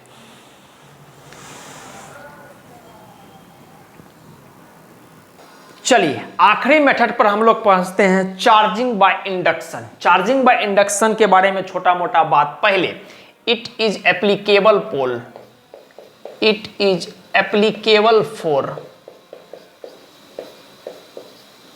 फॉर कंडक्टर एंड डाइलेक्ट्रिक, ठीक। ये कंडक्टर और डाइलेक्ट्रिक दोनों के लिए एप्लीकेबल होता है। अब छोटा बात आता है कि डाइलेक्ट्रिक होता है क्या, तो अभी हम सिंपल शब्द में लिख दे रहे हैं डाइलेक्ट्रिक। जब हम चैप्टर 2 पे पहुंचेंगे तो पूरा डिटेल्ड में डिस्कस करेंगे। अभी बस आप इतना याद रखिएगा डाइलेक्ट्रिक के बारे में क्या, कि ये जो होता है सर, ये आपको एक तरह से पुअर कंडक्टर ऑफ इलेक्ट्रिसिटी होता है, पुअर कंडक्टर ऑफ इलेक्ट्रिसिटी होता है,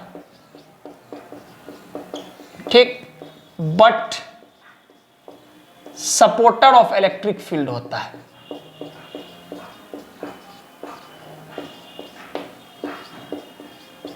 बाकी हम जब आएंगे आगे चैप्टर नंबर 2 में तो डिटेल्ड में इसके बारे में बात करेंगे, निश्चिंत रहिए आप। बस अभी आपको बेसिक थोड़ा सा आइडिया हो गया होगा क्या, कि डाइलेक्ट्रिक जो है सर वो इलेक्ट्रिक करंट को इंडक्ट नहीं करता, वो इलेक्ट्रिक करंट को फ्लो होने नहीं देता है, इलेक्ट्रिक फील्ड क्रिएट करने देता है। बात समझ में आ गया?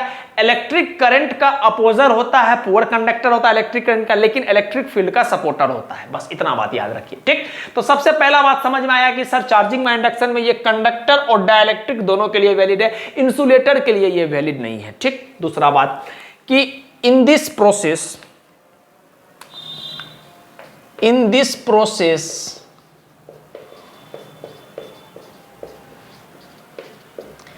bodies are charged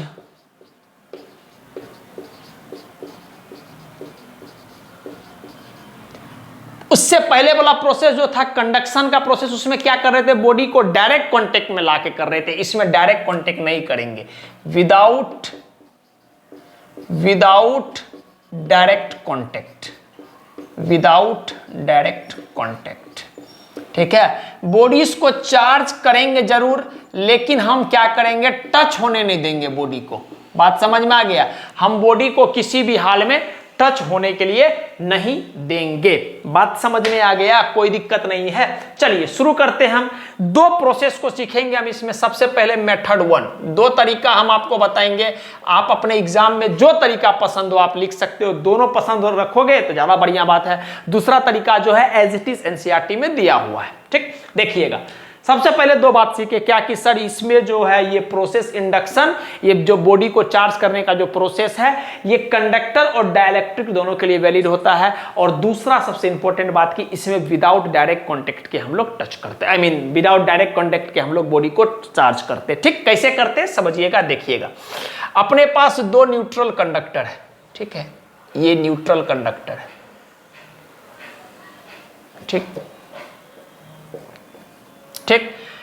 बात समझ में आ गई? अपने पास दो न्यूट्रल कंडक्टर है। ये ज्यादा दूर बन गया थोड़ा, इसको हम इधर बनाते हैं, है ना, जगह खा लेगा ज्यादा अपना।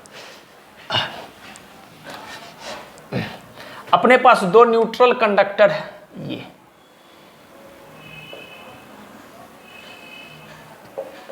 ए और बी। क्लियर है? दो न्यूट्रल कंडक्टर है, मतलब जितना इसमें नंबर ऑफ इलेक्ट्रॉन्स है, नंबर ऑफ प्रोटॉन्स है, उतना ही इसमें नंबर ऑफ इलेक्ट्रॉन प्रोटॉन्स बराबर है, ठीक। अच्छा, अब हम क्या किए यहां पर देखिएगा।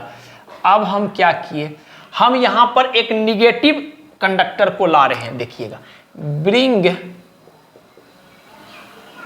निगेटिव चार्ज, ठीक। निगेटिव चार्ज कंडक्टर को ला रहे हैं, मतलब क्या, ए बी ऐसे का ऐसे रखा हुआ था, ये हमारा ए और ये हमारा एकदम चिपक के दोनों रखा हुआ था, ए और बी। अब हम क्या किए, एक नया कंडक्टर को लेकर आ गए, ये है सी और ये निगेटिव चार्ज्ड है। निगेटिव चार्ज तो लो भाई, निगेटिव चार्ज बात समझ में आ गया, क्लियर है। शुरुआत में अपने पास न्यूट्रल कंडक्टर था, एज इट इज पड़ा हुआ था, बोले ठीक है, इस दोनों को चार्ज करना मेरा इंटेंशन है, इस दोनों को चार्ज करना है, इस दोनों में जो चार्ज क्रिएट हो पाए पॉजिटिव निगेटिव जो बस चार्ज कर देना है, ये मेरा इंटेंशन है। काहे कि हम पढ़ ही रहे हैं ways for charging a body, ठीक। अच्छा, हम क्या किए, इसको चार्ज करने के लिए एक कंडक्टर लेकर आए, लेकिन हम टच नहीं करा रहे दोनों का, कि हम विदाउट बोल रहे विदाउट डायरेक्ट कॉन्टेक्ट के, तो कहीं दूर में हम सी कंडक्टर दोनों के रखे, ज्यादा दूर नहीं, बगल में ही थोड़ा सा रखे, बस टच नहीं कराए हैं। तो इसका जो निगेटिव चार्ज है बाबू, वो इस कंडक्टर पे कुछ कुछ इंपैक्ट क्रिएट करेगा। क्या इंपैक्ट क्रिएट करेगा, तो इसके पास जितना प्रोटॉन है उतना ही इलेक्ट्रॉन है, लेकिन क्या करेगा, ये निगेटिव चार्ज जो है इसका पॉजिटिव चार्ज को इसके सरफेस पे बुला लेगा कि भाई तुम आओ ना, तुमको हम अट्रैक्ट करेंगे, आ जाओ आ जाओ आ जाओ, आ गया। और इसका निगेटिव चार्ज को दूर भेज देगा, लो भाई दूर जाओ दूर जाओ दूर जाओ दूर जाओ दूर जाओ। बात समझ में आ गया। कहने का सिंपल सा मतलब है क्या, कि इसका पॉजिटिव चार्ज को ये अट्रैक्ट करेगा, इसका पॉजिटिव चार्ज को ये अट्रैक्ट करेगा, और इसका निगेटिव चार्ज को जो ये है ये रिपेल करेगा। बात समझ में आ गई। इसका पॉजिटिव चार्ज को बोल रहा है आ जाओ आ जाओ आ जाओ आ जाओ आ जाओ, और इसका निगेटिव चार्ज को बोल रहा है भाग भाग भाग भाग भाग। तो क्या होगा फाइनली, कि निगेटिव चार्ज जो है वो भाग के इस पे आ जाएगा, निगेटिव चार्ज जो है वो भाग के, अब इतना रिपेल करेगा तो भाई एक समय के बाद तो किसी को भी इतना परेशान करोगे तो भाई उसको परेशानी तो हो ही जाएगा, है ना। अब उसको तुम बार बार बोलोगे भाग भाग भाग, तो भाग जाएगा, सिंपल सी बात है। पॉजिटिव चार्ज को अट्रैक्ट करेगा इसका, और निगेटिव चार्ज को रिपेल करेगा, तो इस वजह से क्या होगा, निगेटिव चार्ज इस पे आ जाएगा। अब जब निगेटिव चार्ज इस पर आ गया तो फाइनली जब हम देखेंगे डायग्राम अपना, फाइनली जब हम अपना डायग्राम देखेंगे, फाइनली तो आपको दिखेगा कि ये हमारा कंडक्टर कौन सा, ये हमारा कंडक्टर सी, ये हमारा कंडक्टर ए, अब हम दोनों को सेपरेट कर दे रहे हैं, और ये हमारा कंडक्टर बी, ये हमारा कंडक्टर ए, ये हमारा कंडक्टर बी।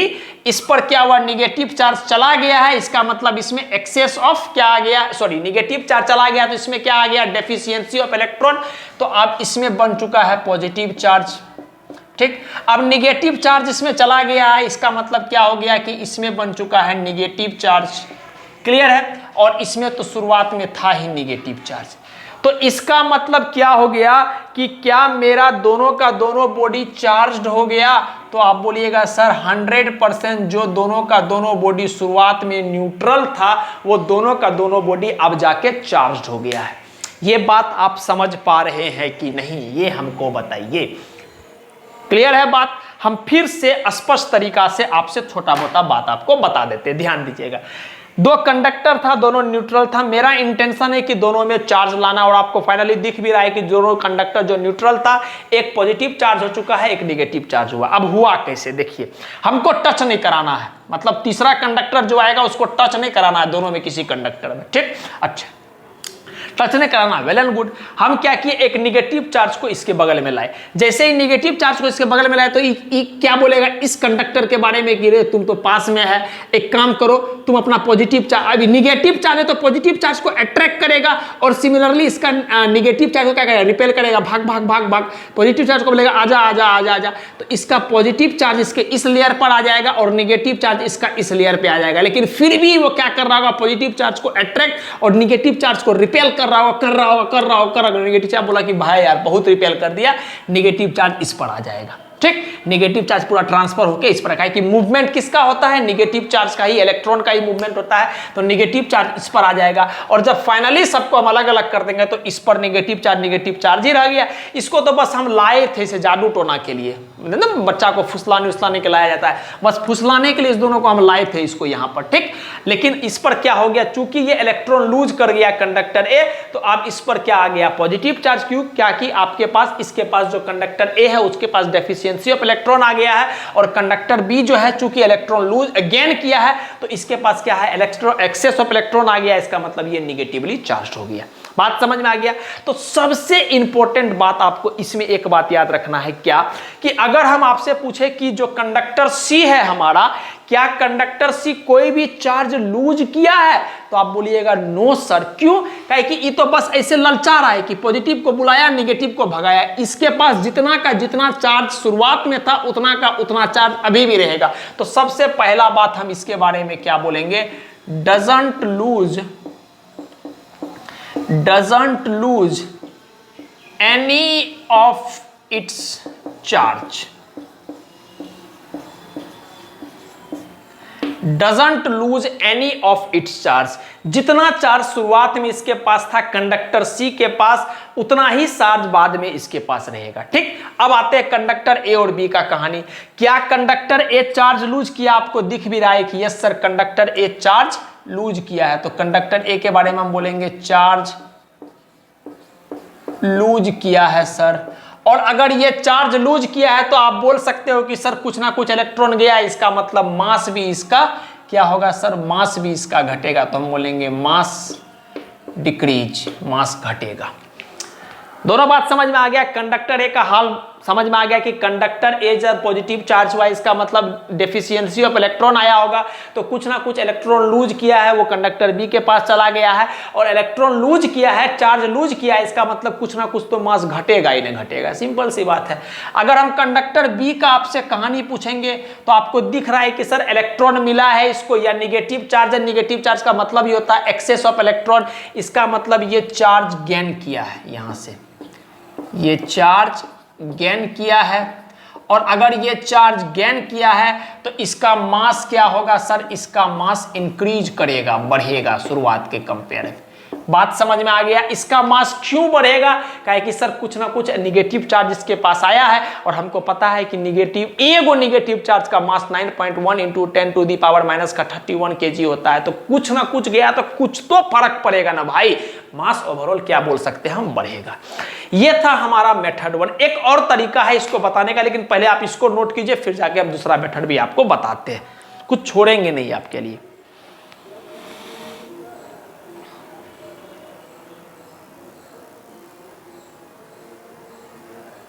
चलिए दूसरा मेथड में जो है हम लोग एक्चुअली क्या करेंगे, बॉडीज को चार्ज ही करेंगे। पढ़ ही वही रहे तो बॉडीज को चार्ज करेंगे, लेकिन इस बार अर्थिंग का कॉन्सेप्ट या हम बोल सकते हैं ग्राउंडिंग का कॉन्सेप्ट का इस्तेमाल करके करेंगे। आपको हम पिछले लेक्चर में इसी लेक्चर में हम आपको पढ़ाए थे क्या कि अर्थिंग या ग्राउंडिंग का क्या मतलब होता है। सिंपल सा बात था, the process of sharing of charge with earth surface is known as grounding या फिर अर्थिंग। बचपन से सुनते आ रहे होंगे, पहले के समय में एंटीना वगैरह चलता था, है ना, तो इसी कॉन्सेप्ट में वो काम करता था।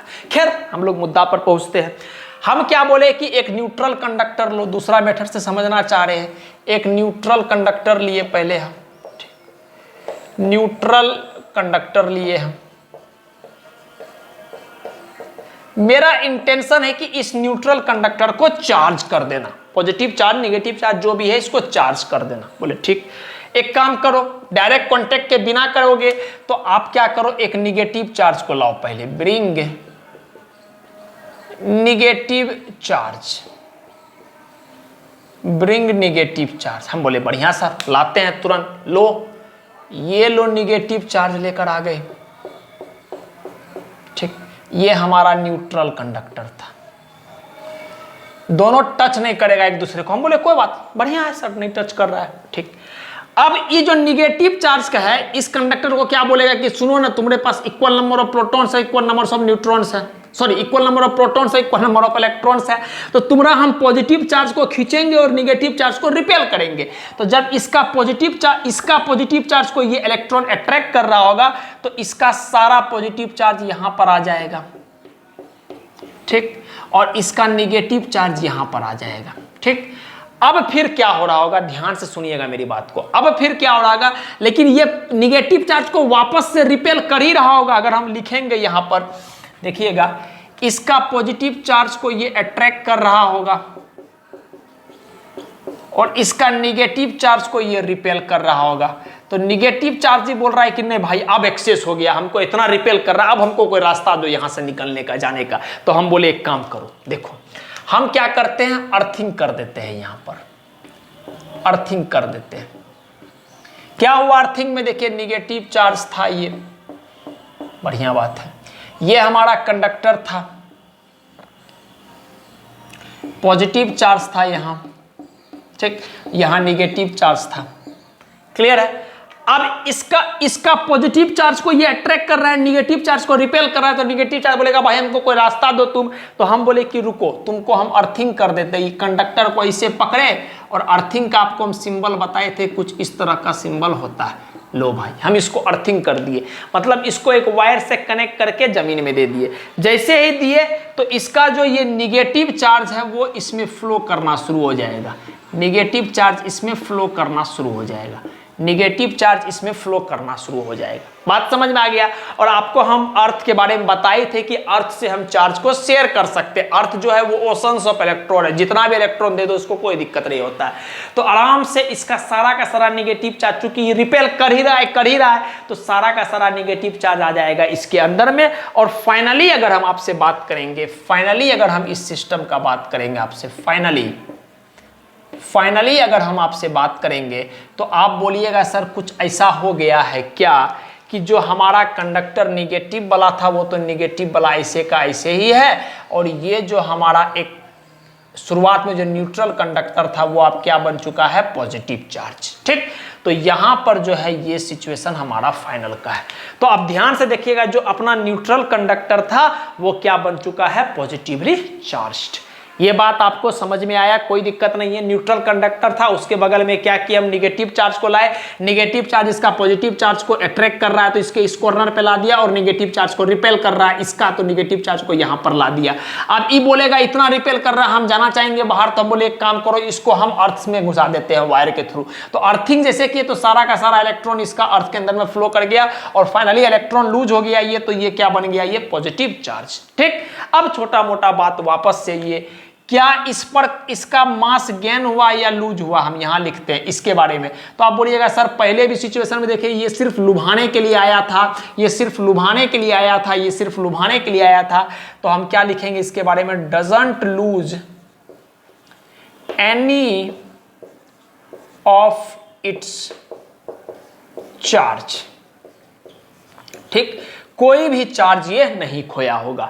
अब इस कंडक्टर का अगर हम आपसे बात करेंगे तो आप बोलिएगा सर ये कंडक्टर आप पॉजिटिव, पहले न्यूट्रल था आप पॉजिटिव चार्ज हो चुका है। इसका मतलब एक बात है सर, अगर ये पॉजिटिव चार्ज हो चुका है तो हम ऐसा बोल सकते हैं क्या कि ये पक्का है कि कुछ ना कुछ इलेक्ट्रॉन खोया होगा। पॉजिटिव चार्ज का मतलब ही होता है डेफिशिएंसी ऑफ इलेक्ट्रॉन, इसका मतलब ये चार्ज तो लूज किया होगा, चार्ज तो लूज किया ही होगा। ठीक, चार्ज का बात खत्म हो गया। अगर हम आपसे पूछेंगे इसका मास घटा कि बढ़ा, सर चार्ज लूज किया इसका मतलब कुछ ना कुछ इलेक्ट्रॉन बाहर गया है, और कुछ ना कुछ इलेक्ट्रॉन बाहर गया इसका मतलब कुछ ना कुछ इसका मास घटा होगा। तो हम क्या बोलेंगे फाइनली कि सर इसका मास डिक्रीज किया है, घटा है।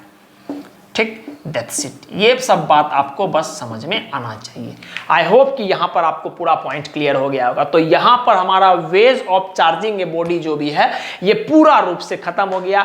अगला लेक्चर जो आपको मिलेगा, अगला लेक्चर से हम लोग आपका जो बोर्ड के पर्सपेक्टिव में या नीट या जेई के पर्सपेक्टिव में जो है काफ़ी इंपॉर्टेंट टॉपिक है कूलम्ब लॉ, उसको पढ़ेंगे। अगले लेक्चर में आपको कूलम्ब्स लॉ और प्रिंसिपल ऑफ सुपरपोजिशन जो है हम लोग पूरा रूप से निपटाने की कोशिश करेंगे। ठीक, फिलहाल के लिए हम लोग इस लेक्चर को यहीं पर खत्म करते हैं। और जैसा कि हम आपसे हमेशा बोला करते हैं, किसी भी हाल हो, कोई भी परिस्थिति हो सर, मस्त रहो, खुश रहो, मुस्कुराते रहो, अपना काम करते रहो। फिलहाल के लिए थैंक यू।